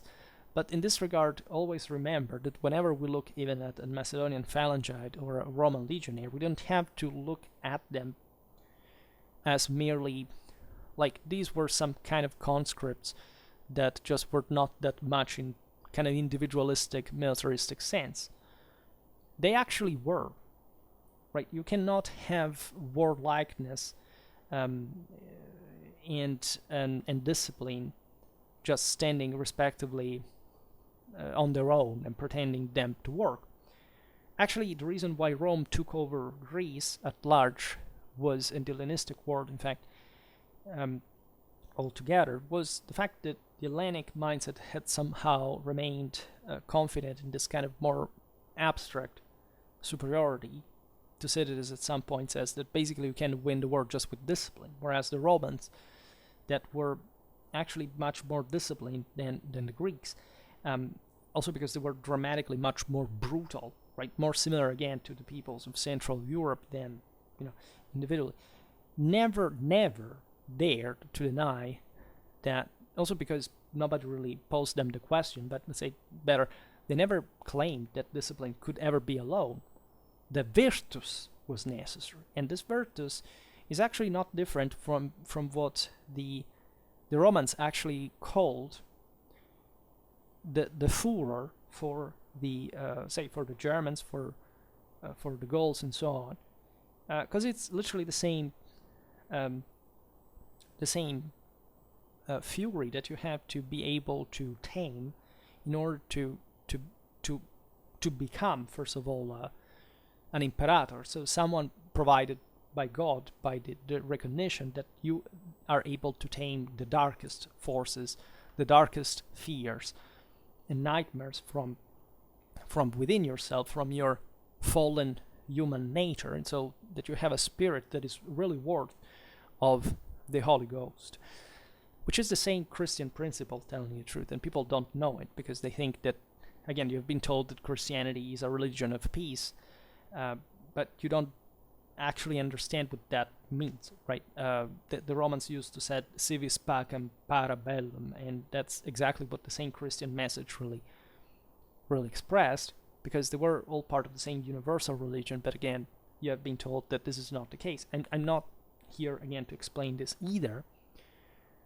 but just for saying that the same furor was present in the Roman culture, Mars was specifically deputed to that, because just like Ares is eventually always beaten by Athena in the myth, and that's also what Roman civilization enforced in the sagas. I made a video about the Battle of Suez that explains that a true Roman can never renounce virtue, but in order in that sense to obey discipline, which is the kind of the the political contract of Rome, and so the even greater value of the divine sacredness, you have to be able to sacrifice yourself, right? There is this scene with the Roman knight that challenges in single combat the Latin knight, while his father was the consul, had told him not to do. Of course, the Roman does because he has been challenged, so it's his honor at stake.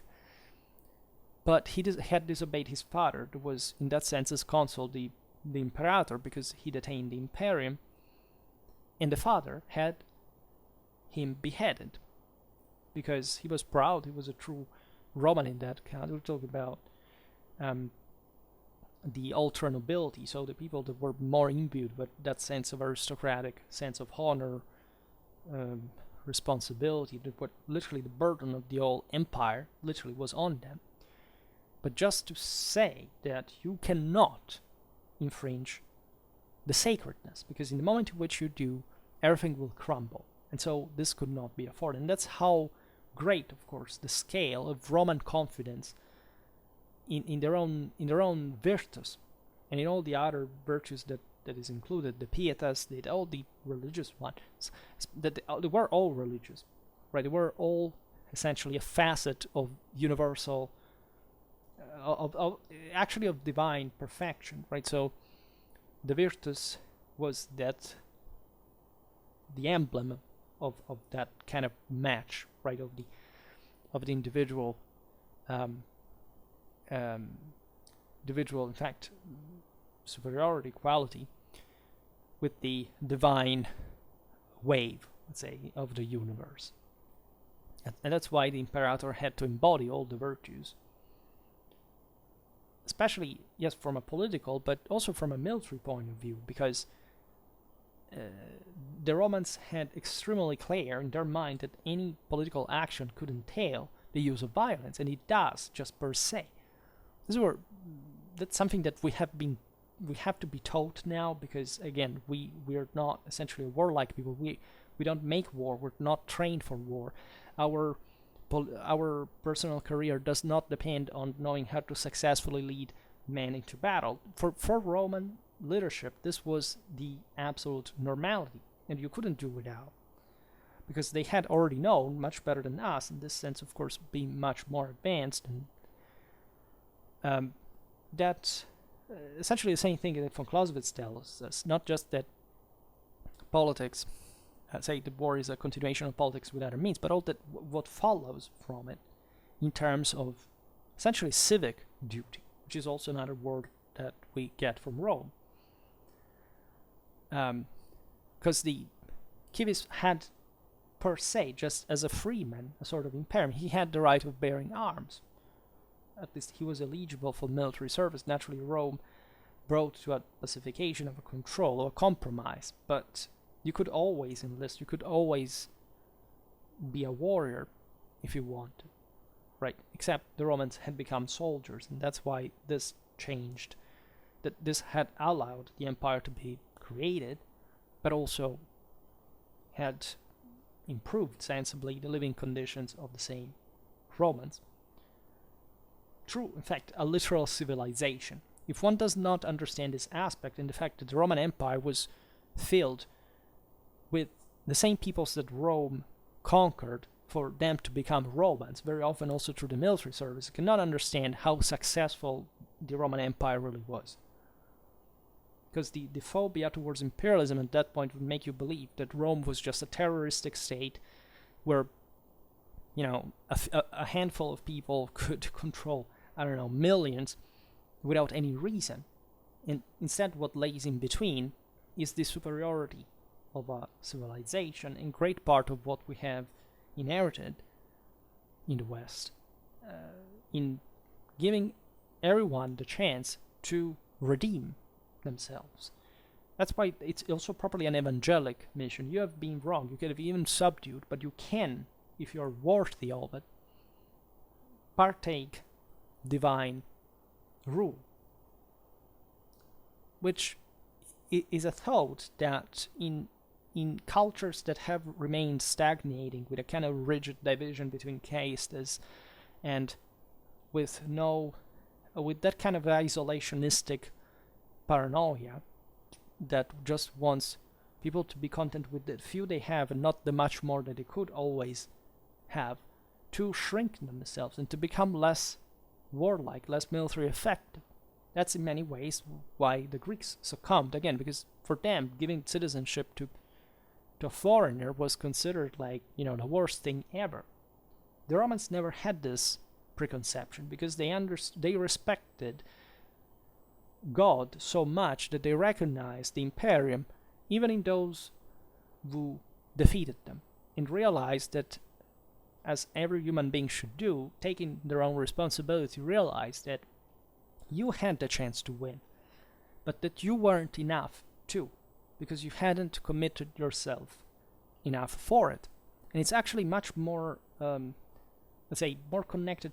Let's say the failure of a country in a war is much more connected to the individual responsibility than to any other factor, especially an external one. Also, because war at large is always kind of the odds are somehow even, and when you recognize that somebody is so superior to you, at that point it's not just a matter of saying, okay, well, this person maybe is worse than me, because in order for them to be so more powerful than you, you must have decided at some point not to be wanting to be. And where's the limit of that for a person, for a people, for a nation?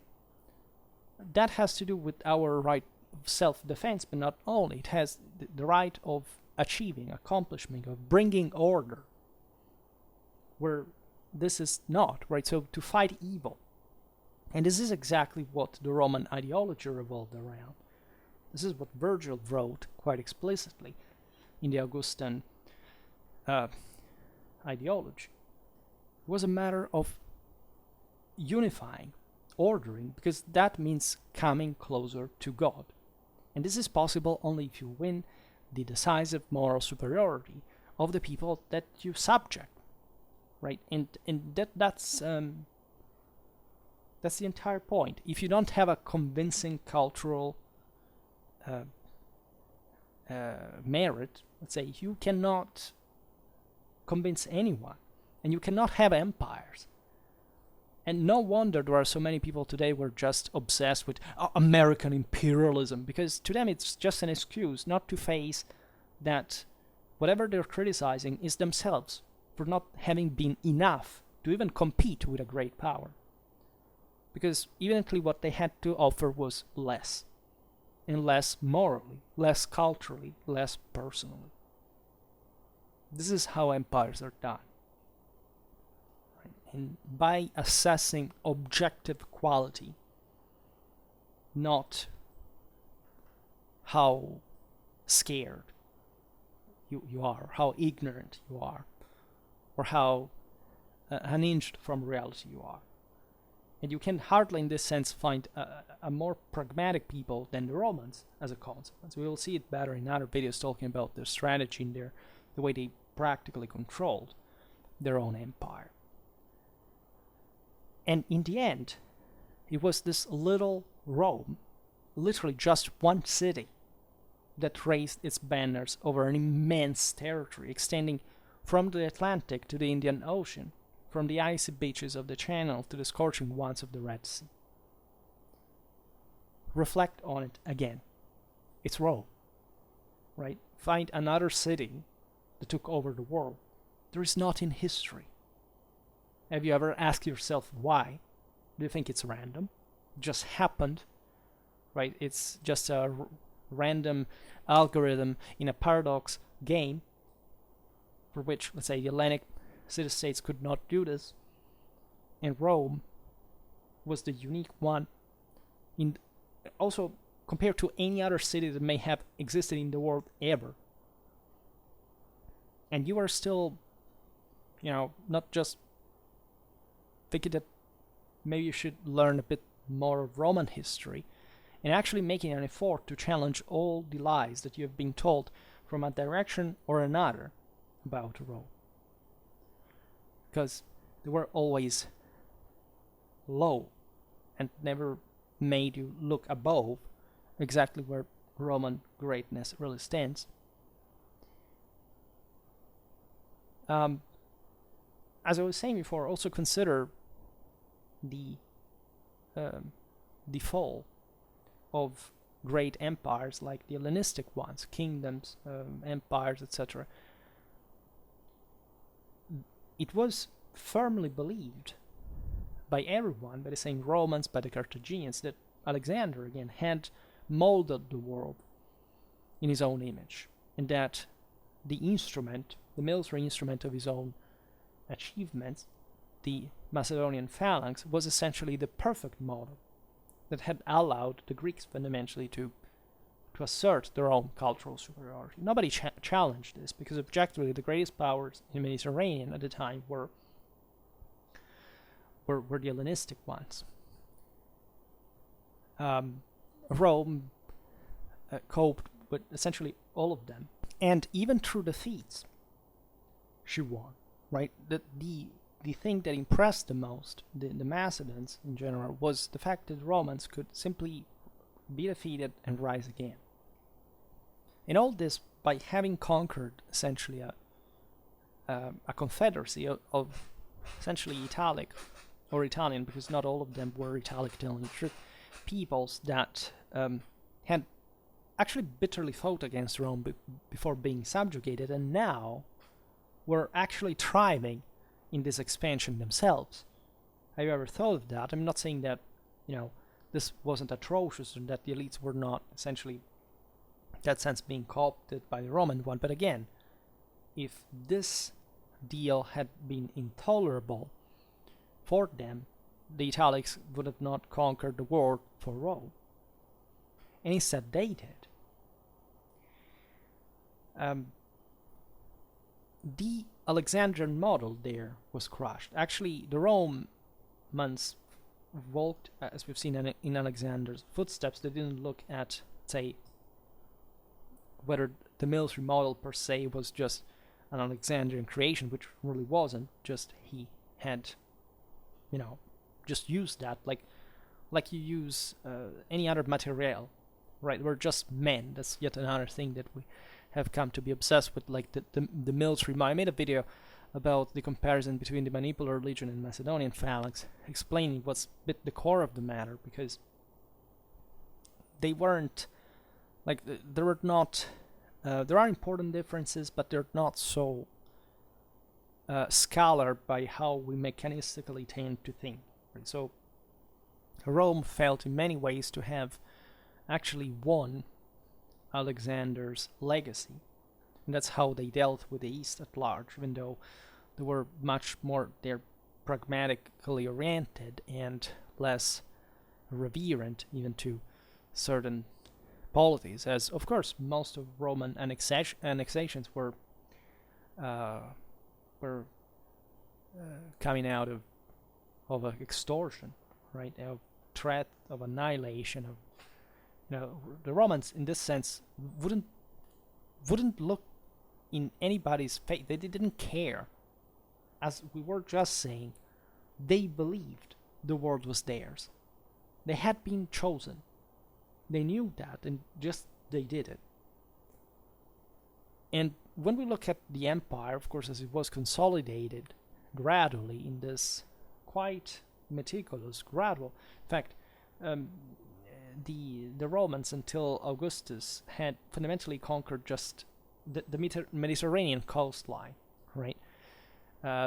Aside from some areas that, of course, they had penetrated more in the interland, etc. But this was the Romano-Italic Confederacy, having truly an imperialistic interest, right? Essentially cashing from the control of the major ports of the Mediterranean, where all the resources were traded. So it was kind of a pragmatic, intelligent way of seeing the thing. The step was taken further after the internal, however, imbalance within the same republic, the need of a more hierarchical system, properly of a state of some greater form, and of course in ways that are different even from the proper statalization that arrived rather in the moment of crisis of the third, at least after the end of the third century crisis, um, and that entailed a true and deep Romanization of the conquered land. Augustus gave the Roman Empire a properly European dimension because it effectively consolidated what had been the major conquests, also his predecessors, Caesar for Gaul, then Spain was finally subjugated, the Danubian frontier was secured, consolidated, Germany was conquered, to be lost, but doesn't matter. Like the Augustus was thinking of first invading Britain already. These are just different degrees of. Again, it's not a collection per se. This is just the Roman Empire literally spreading its control, just out of moral force, right? It's the idea that you don't just come in a place that, like in video games, by default, it's just going to resist you no matter what. There are people there, and people understand, in a sense, that it's better to cooperate at some point, given also the essential profit, the fact that the Romans came to build, not to raise to the ground. The Romans would co-opt the local elites in a much bigger game. That the Romans had already conquered so many other people, so of course they were scared of what they could do if they had. And so if evidently the Roman conquests were met with resistance, because it again, for those time standards, every people was rightfully jealous of their own autonomy, but it's also true that the more advanced ones fundamentally surrendered to Rome after not too much of a struggle, right? Or at least, surely not putting all their resources at stake for the matter. Think about how Egypt was conquered, right? Or how the Hellenistic world at large, right? It was a gradual penetration. It was a somehow acceptation of the fact that Rome was hegemonic on the Mediterranean, and gradually becoming intertwined, essentially buying these countries off. And it was rather the Central European peoples who resisted the hardest, because they were the ones who they felt they had more chance of remaining, on the frontier, the civilized world, somehow more out of control, of direct control. But of course, the Roman presence entailed at a point that the Romans were ruling over the same peoples that were beyond what we consider the borders, that did not exist actually as such, because there was no border for a universal empire. Rome conquered the world. The legions that you find stationed on the Rhine were not, say, to defend an inside of the empire as opposed to an outside. Those legions were there to keep at bay both the Gauls and the Germans at the same time, and they would stay there for centuries, successfully achieving that. So in that sense, think about being under that Imperium, because the Imperium manifests like this, right? Rome was.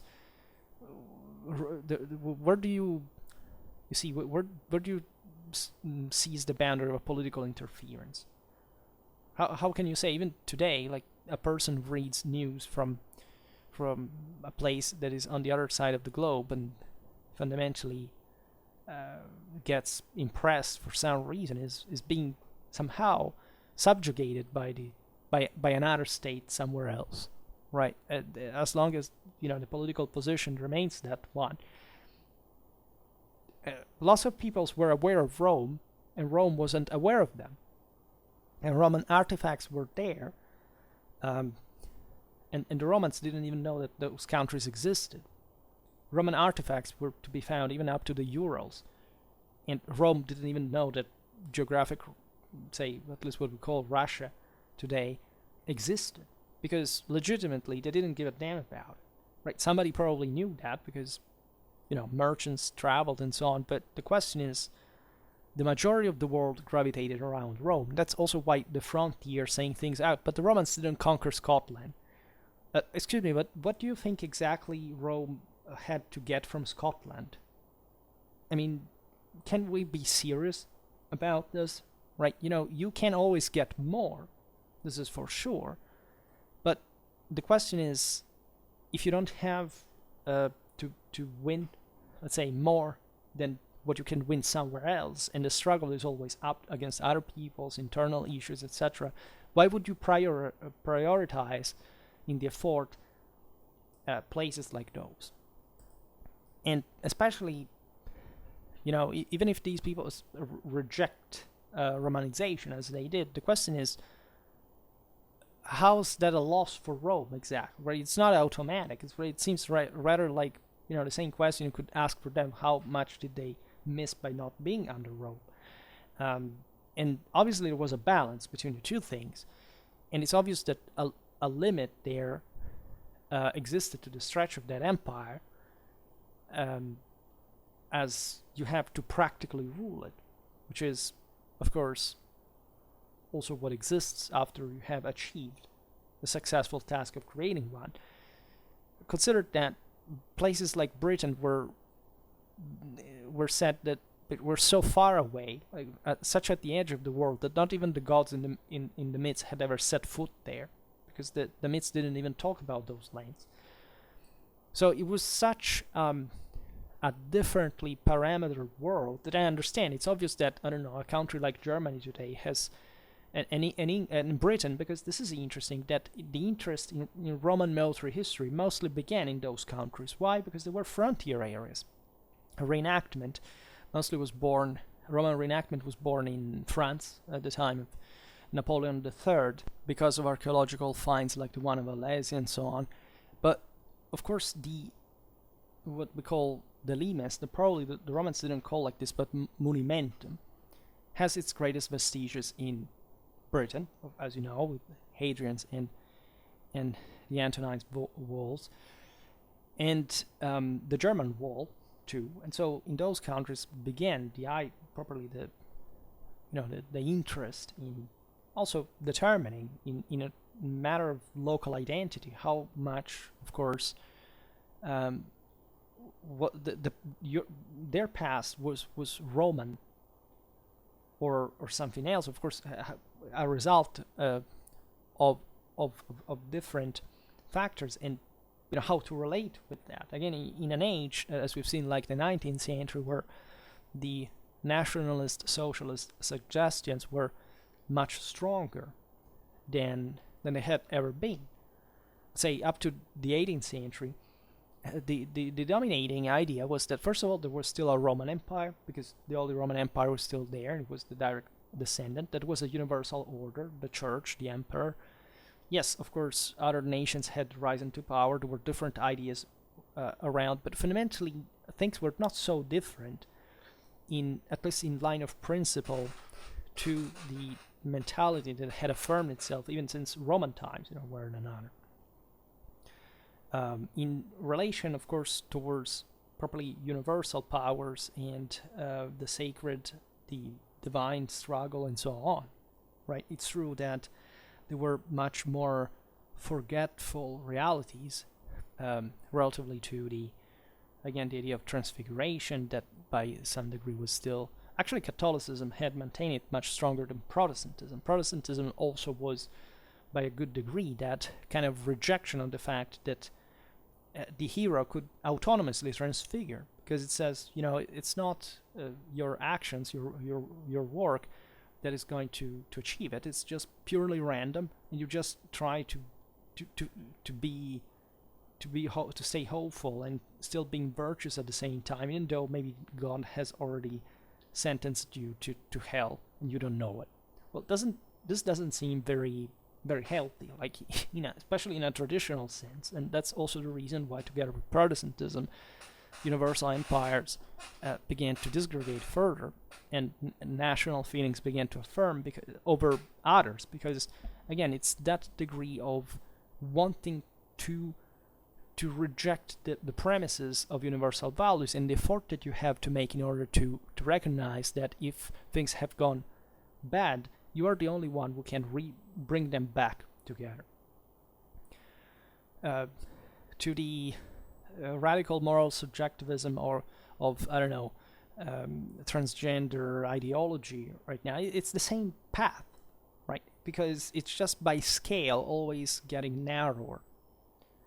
In Roman times, this was still believed instead to be alive, because the Roman Empire had objectively gone in the other direction. It had resurrected an absolute attachment to virtue, in a divine sense. This empire had conquered the world, way beyond any other. It had stayed there, was huge. The majority of people lived there in Western Eurasia. The North Africa, etc. So the question proper is, even if you had lived in it as well, you could have not but recognized that, also because the entire religion of state revolved around this. It was not created out of scratch. It was essentially also what, as we've seen, the other peoples had believed, right? Also the non-Indo-European ones. Everybody was within the same understanding that this was not an empire like all others. There was something greater. And, you know, it would be interesting to see how, of course, different peoples related themselves, for example, to the memory of Alexander, this kind of stuff.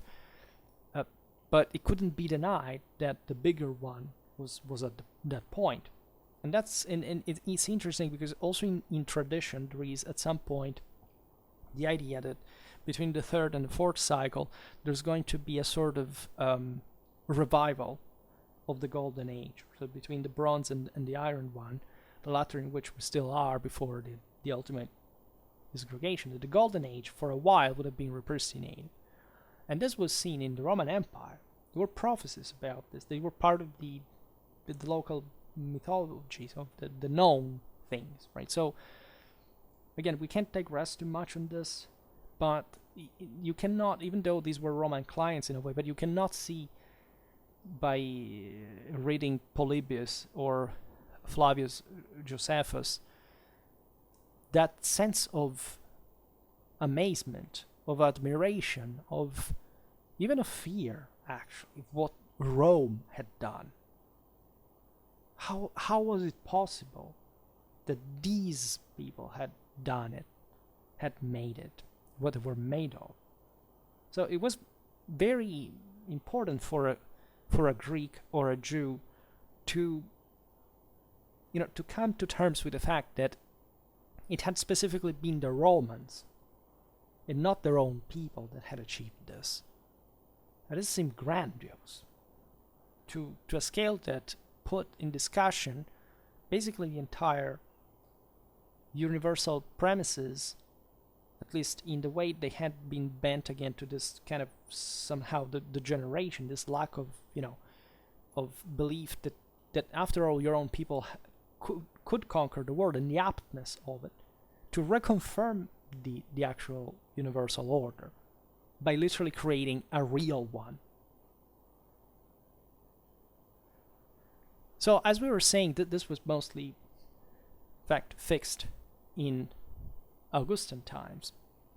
Octavian cannot be seen but the greatest politician in the history of mankind. I mean, any other comparison, people sometimes gave me other names in, again, maybe 19th century nationalist politicians. The question is, again, that's the scale of the disorientation. If you think that there are various political figures and you can compare, apples to oranges and mixing ancient, medieval, modern, contemporary, I think there is some serious problem in the lack of properly of the awareness of a traditional course of events. That again, all the traditional religions had said, look, things will go bad from now on, and they did.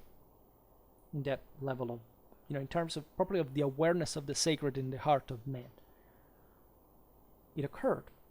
We're living it right now. It doesn't even mean that materially things have to go worse. I mean, they will, in a broader sense, also physically, and that is understood. But I mean, the fact here is that matter doesn't do anything. Only humans do. And again, with a capacity that is not explained. Nobody really understands what consciousness is, what life is, what existence is. Like in that regard, we are still on the same exact grounds of people living 2000 years ago, except we have decided to completely remove the spiritual part because we think that just keeping ever more materially satisfied is per se just the purpose of the story. But the Imperium does manifest also through power in terms of, say, I can wield a lot of energy now. The question is how you get habituated to do without, because that thing will at some point end in a broader sense, and where will be humanity then in terms of even motive to put themselves in motion? Will be a disaster. And already today, I mean, just think how speedy it was. I think 100 years ago, more or less every person had an idea of how to work the land, at least even to start to do it in a relatively easy way, or to have enough people to teach others how to.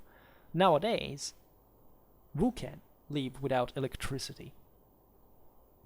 I mean, let's be honest about it. Of course you would adapt to it. I'm not saying that humanity wouldn't, but let's imagine huge catastrophe, like they could happen technically. All the main logistical lines jump, etc. People starve to death in a few years. It's that simple, really, and terrifying. So in a sense, that's how much you entrusted yourself to a false prophet, and you decided to deny your own. I'm not saying that we should all read dramatically agronomy books or something like that, but I mean, being in control, the idea of managing to wield power, always have to cope with what are the bases of this power, and these bases are human fundamentally. It's not how much food you have, but how much you can make the entire thing work, and we rely on that ghostly connection because we are doing it together as the folding kind, as the most intelligent species that we can see, and that definitely has to do with something, even in a broader evolutionistic sense. It may seem that went in a relativistic direction, but I don't think it's just anthropocentrism that makes us realize the fact that there is a truth, an order, a hierarchy, and that if this exists, of course, everything is less or more than another. The challenge is finding out how and why and what to do about that. And we're not loaded at all to practice this. So, in Augustan times, the bases are set for an order that would last for 300 years. Right? And pretty much solidly so, considering that the Roman Empire wasn't quite a bureaucratic system like China, like many other, say, even probably more civil advanced countries. I mean, Rome, as we were saying, the Italic background was somehow primitive compared to, say, I don't know, Greece, the Hellenistic world, and so on. And this is important. The greater the moral force, in that sense, the more you rely on ethical standards. Like, Rome began to become, let's say, a state, let's say at this point, as we were saying before, but let's say the idea of, for example, elephantiac bureaucracy to make things work in a dirigistic way was not really there. What we're looking at here is just an important level of civil advancement that came to be, right? Not even Roman law was just something the Romans were born with, of course, but it was more similar to a feudal order, where again this warlike armed people had managed to not just to invade and conquer and subdue, but also to colonize and to Romanize the rest. And actually the most advanced or making advancing other countries such as Gaul, Spain, Britain, etc. to levels that basically had never been seen before. As actually this is arguable for also the courses of Roman history throughout all the provinces in a certain way, because the needs also deriving from keeping this empire united, as we were saying before, also provide with the necessity of, for example, an infrastructural net. 80,000 kilometers of roads. Well, you can't compare the Greek roads or the Achaemenid ones and saying, well, it's basically the same. That's the other thing. The Romans stole the technology from others. The technology, first of all, cannot be stolen as such, especially in the Iron Age. It's not that there is a magic technology you have to get from somewhere. You have practical needs that you solve, and you get the best stuff you have. And yes, there were peoples that did some things first than others and so on. It's kind of obvious. Find one that is able to pick them all, and to integrate them successfully in a in an improvement in a very functional way, drawn again from all the peoples, even the most barbarian ones, the best for everyone, and knowing how to use it all already. So demonstrating, by the way, you're already at the same level technologically, to know how to use that, because that's actually what technology is about, is having the groundwork to use it, not knowing it abstractly. We're also children of the Greeks, so sometimes we fall in this mistake, even though that can help also in a theoretical sense. But that's not in that regard that the Romans ever thought that were, nor the Roman Empire power can be attributed to technology.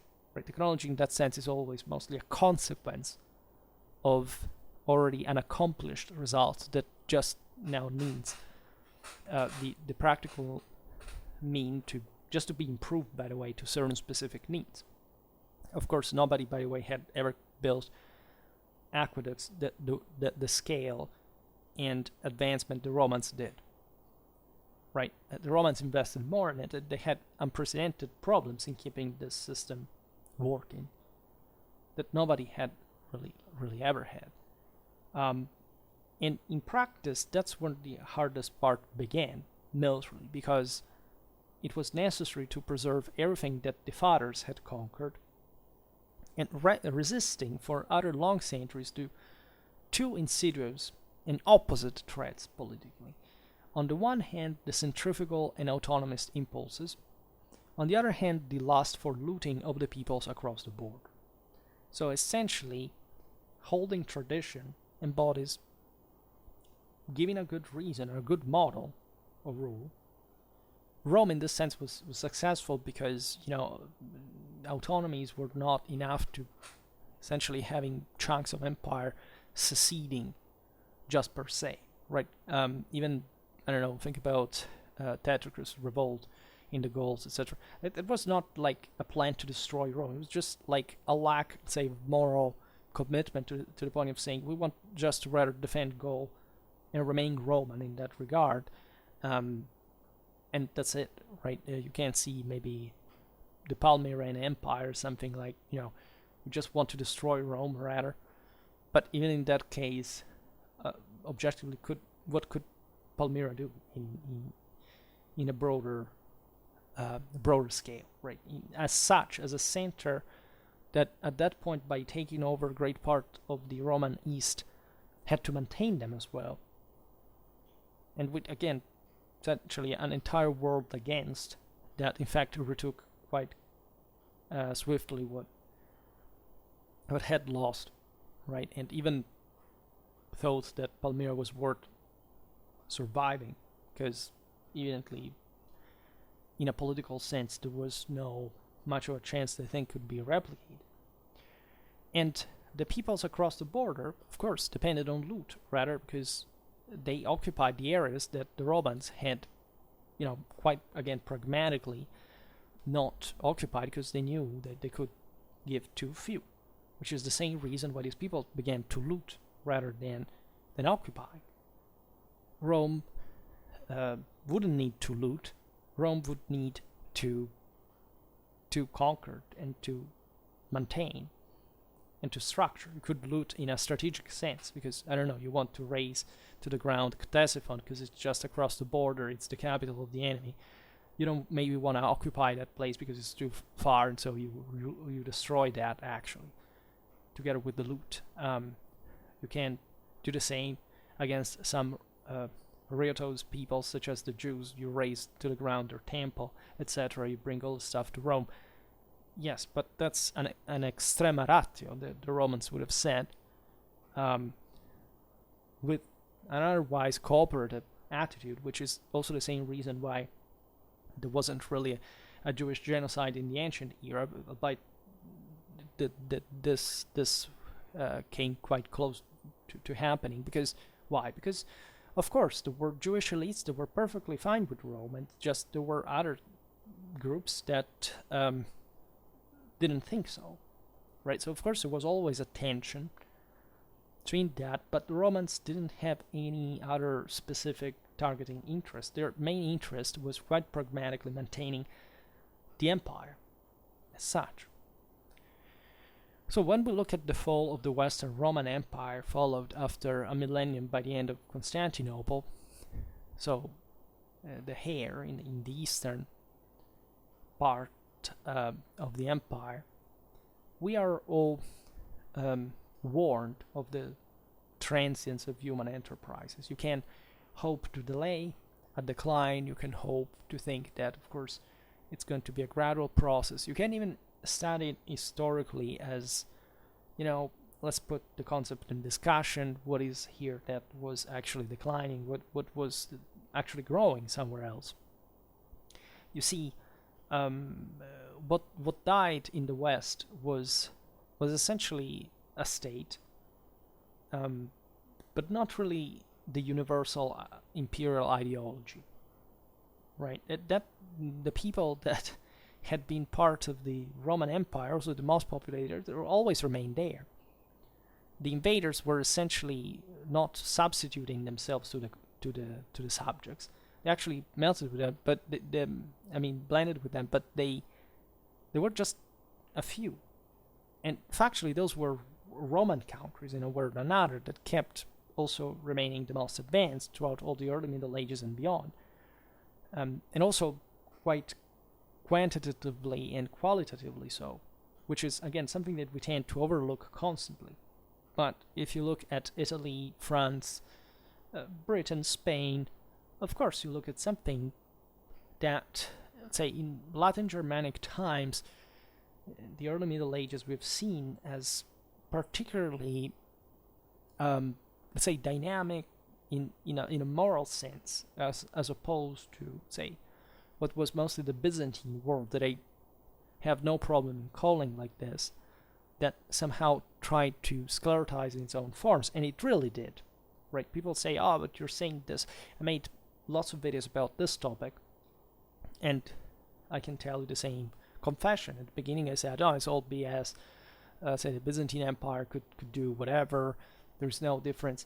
Morally, there was a great difference. Doesn't even mean that Constantinople didn't have to fall. Actually, up to a very few decades before 1453, if the Westerners had curbed the Ottoman growth, it could have easily, Constantinople could have easily survived. I'm not joking about this. There was nothing teleological about the rise of the Ottomans or whatever. But in this sense, you have to explain, of course, why no other power, and especially at that point in the Renaissance, basically had the capacity of achieving what was being achieved. And actually, the fresh power, the same Ottomans, was the most rampant one, because again, it broke through a rather weak resistance of Europeans that basically were just mostly involved in their own issues, because there was a lot of stake within Europe. There was an immense system. The Ottomans decided to call themselves Roman emperors as soon as they conquered Constantinople, because that was an official title of the Ottoman Sultan, by the way. And just to make you understand what Rome means, not again, the Ottoman Empire is also a traditional power. And you can hardly see there any, let's say, reason for which this empire could have not been properly Roman. Not that I normally address it as such, because of course I think that, in fact, ages had changed. The thing could not be revived. The Ottoman Empire was not the Roman Empire. But you may ask yourself, even though whether the Byzantine Empire was the Roman Empire in which way, just by which degree. I think it was, right? I've never denied, actually, in spite there are, pretty narrow-minded people that when I make a video 2.5 hours on this topic don't understand that, aside from having, I think, more than 100 videos about Byzantine history, I always call them Romans, but that I find it incredibly historically important to stress why we call them Byzantines, which is something that, of course, doesn't cross their mind, because, again, that's the paranoia, the rejection of complexity or effort or whatever. In this regard, a lot changed. Today I will not address the concept of Christianity, trying essentially at least mirroring a sort of moral decline of the empire. That is very debatable, because if that happened, it's, again, the empire's fault, not the Christian one. Actually, the Christianity, I made lots of videos about late antiquity and spread of the religion in the empire, as I was saying before, was actually being declined, at least, but it was a universal religion per se. It was the same one. It was just stressing some aspects rather than others, right? But the basics were the same. And I think especially Catholicism in this regard has cultivated more properly the imperial necessity of the Christian religion, or the fact that of course religions are declined differently to the soul of man, right? The fact it's you are making them happening. It's not the religion existing as a sort of standard packed thing, and everybody believes the same, right? Christianity, like any other religion, has never been understood in the same way by any single human identically to another. One cannot deny that, because if you deny that, you deny the same God. And that's what actually Christianity is telling you, not making it becoming a sclerotic, dogmatic thing, but making your soul, your mind, your heart going towards directions that you didn't think were possible if you really understand what the Bible together actually is supposed to tell you. Even before Christianity, and there is all a history there. But we will naturally talk about this aspect too.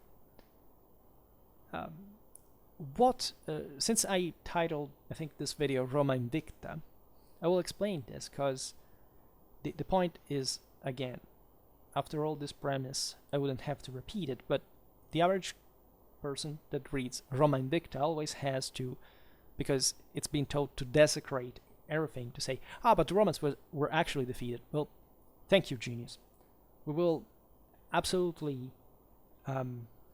make treasure of your deep insight that none of us was really aware of, and our worldview will change because of this statement that so deeply emanates from a thorough research that the great scholars of mankind throughout the millennia have still been able to provide us, and that will always, of course, make us think about you in the process. But the point being here something a bit more trivial, maybe. It is the fact that the greatness of Rome was such as to survive even her final collapse, right? If we are thinking of at least the empire in this more statalistic sense, right? Can we identify the Roman Empire in any polity nowadays? So it's very difficult to do. If anything, I think the Vatican may contain, as always, since it was born, I think a much deeper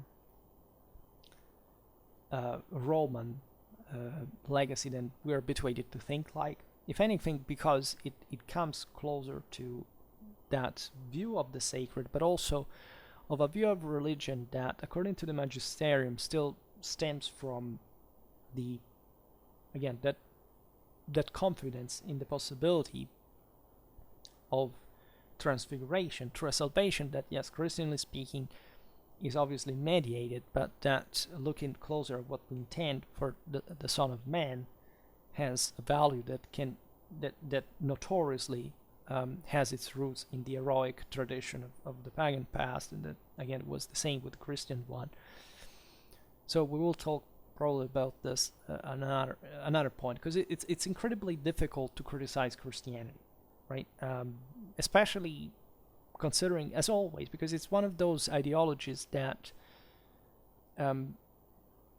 proclaim by themselves, let's say, are supposed to piss you off on purpose to show you how beyond the message actually is, and to, of course, spark this negative reaction, because again, the average person doesn't want to accept their limits. And of course, as I was saying also at the beginning of the video, lots of people mishandle Christianity clamorously, and I hardly ever met a Christian who had any awareness of all these issues. But again, in fact, most people prefer just to be in whatever club, so whether they are theistic or atheistic or whatever, it's the same, right? We were saying it before regarding tradition. It's not that more backward countries, just because they stick nominally to a tradition, they understand anything about it anymore, right? What surprised me is that this sense, again, of God basically does whatever he wants and you have no power, is something that is present in today's Hinduism, that comes straight from the Veda religion, which is the same Indo-European one. As you know, Sanskrit is also very similar to Latin, whatever. And expresses the same exact concept, but let's say, was the closest to that sense of the hero being able to transfigure. Instead, the masses have adopted the sense that, it's all God, man, and you have nothing to do with that. They don't even understand properly the concept of heroism sometimes. They just think these are stories of people that are, you don't see the meaning of. Instead, that was obviously a reference to all mankind.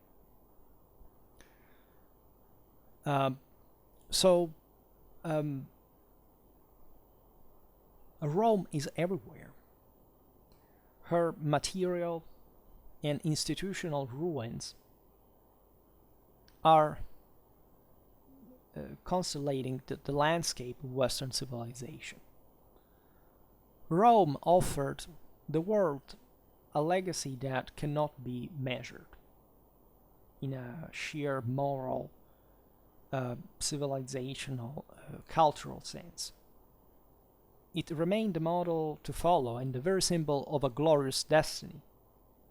When we think about the empire, we don't realize that our cognitive bias is modeled around what the concept that the Imperium was for Rome. Is that what we do in the West with the term? Again, as I just said, having enormously depleted it of its original meaning, most people think that the empire is just an institutional form of Rome. They don't even understand that the Imperium, so the equivalent of the Holy Ghost, is the actual polity per se, because it's pure action. There is no superstructure to it, right? What we see just in the marvelous ruins of the Roman aqueducts, arenas, roads, etc. is just, I don't know, the material epiphenomena of literally the representation of the golden age by the sublimation and transfiguration of mankind in the process.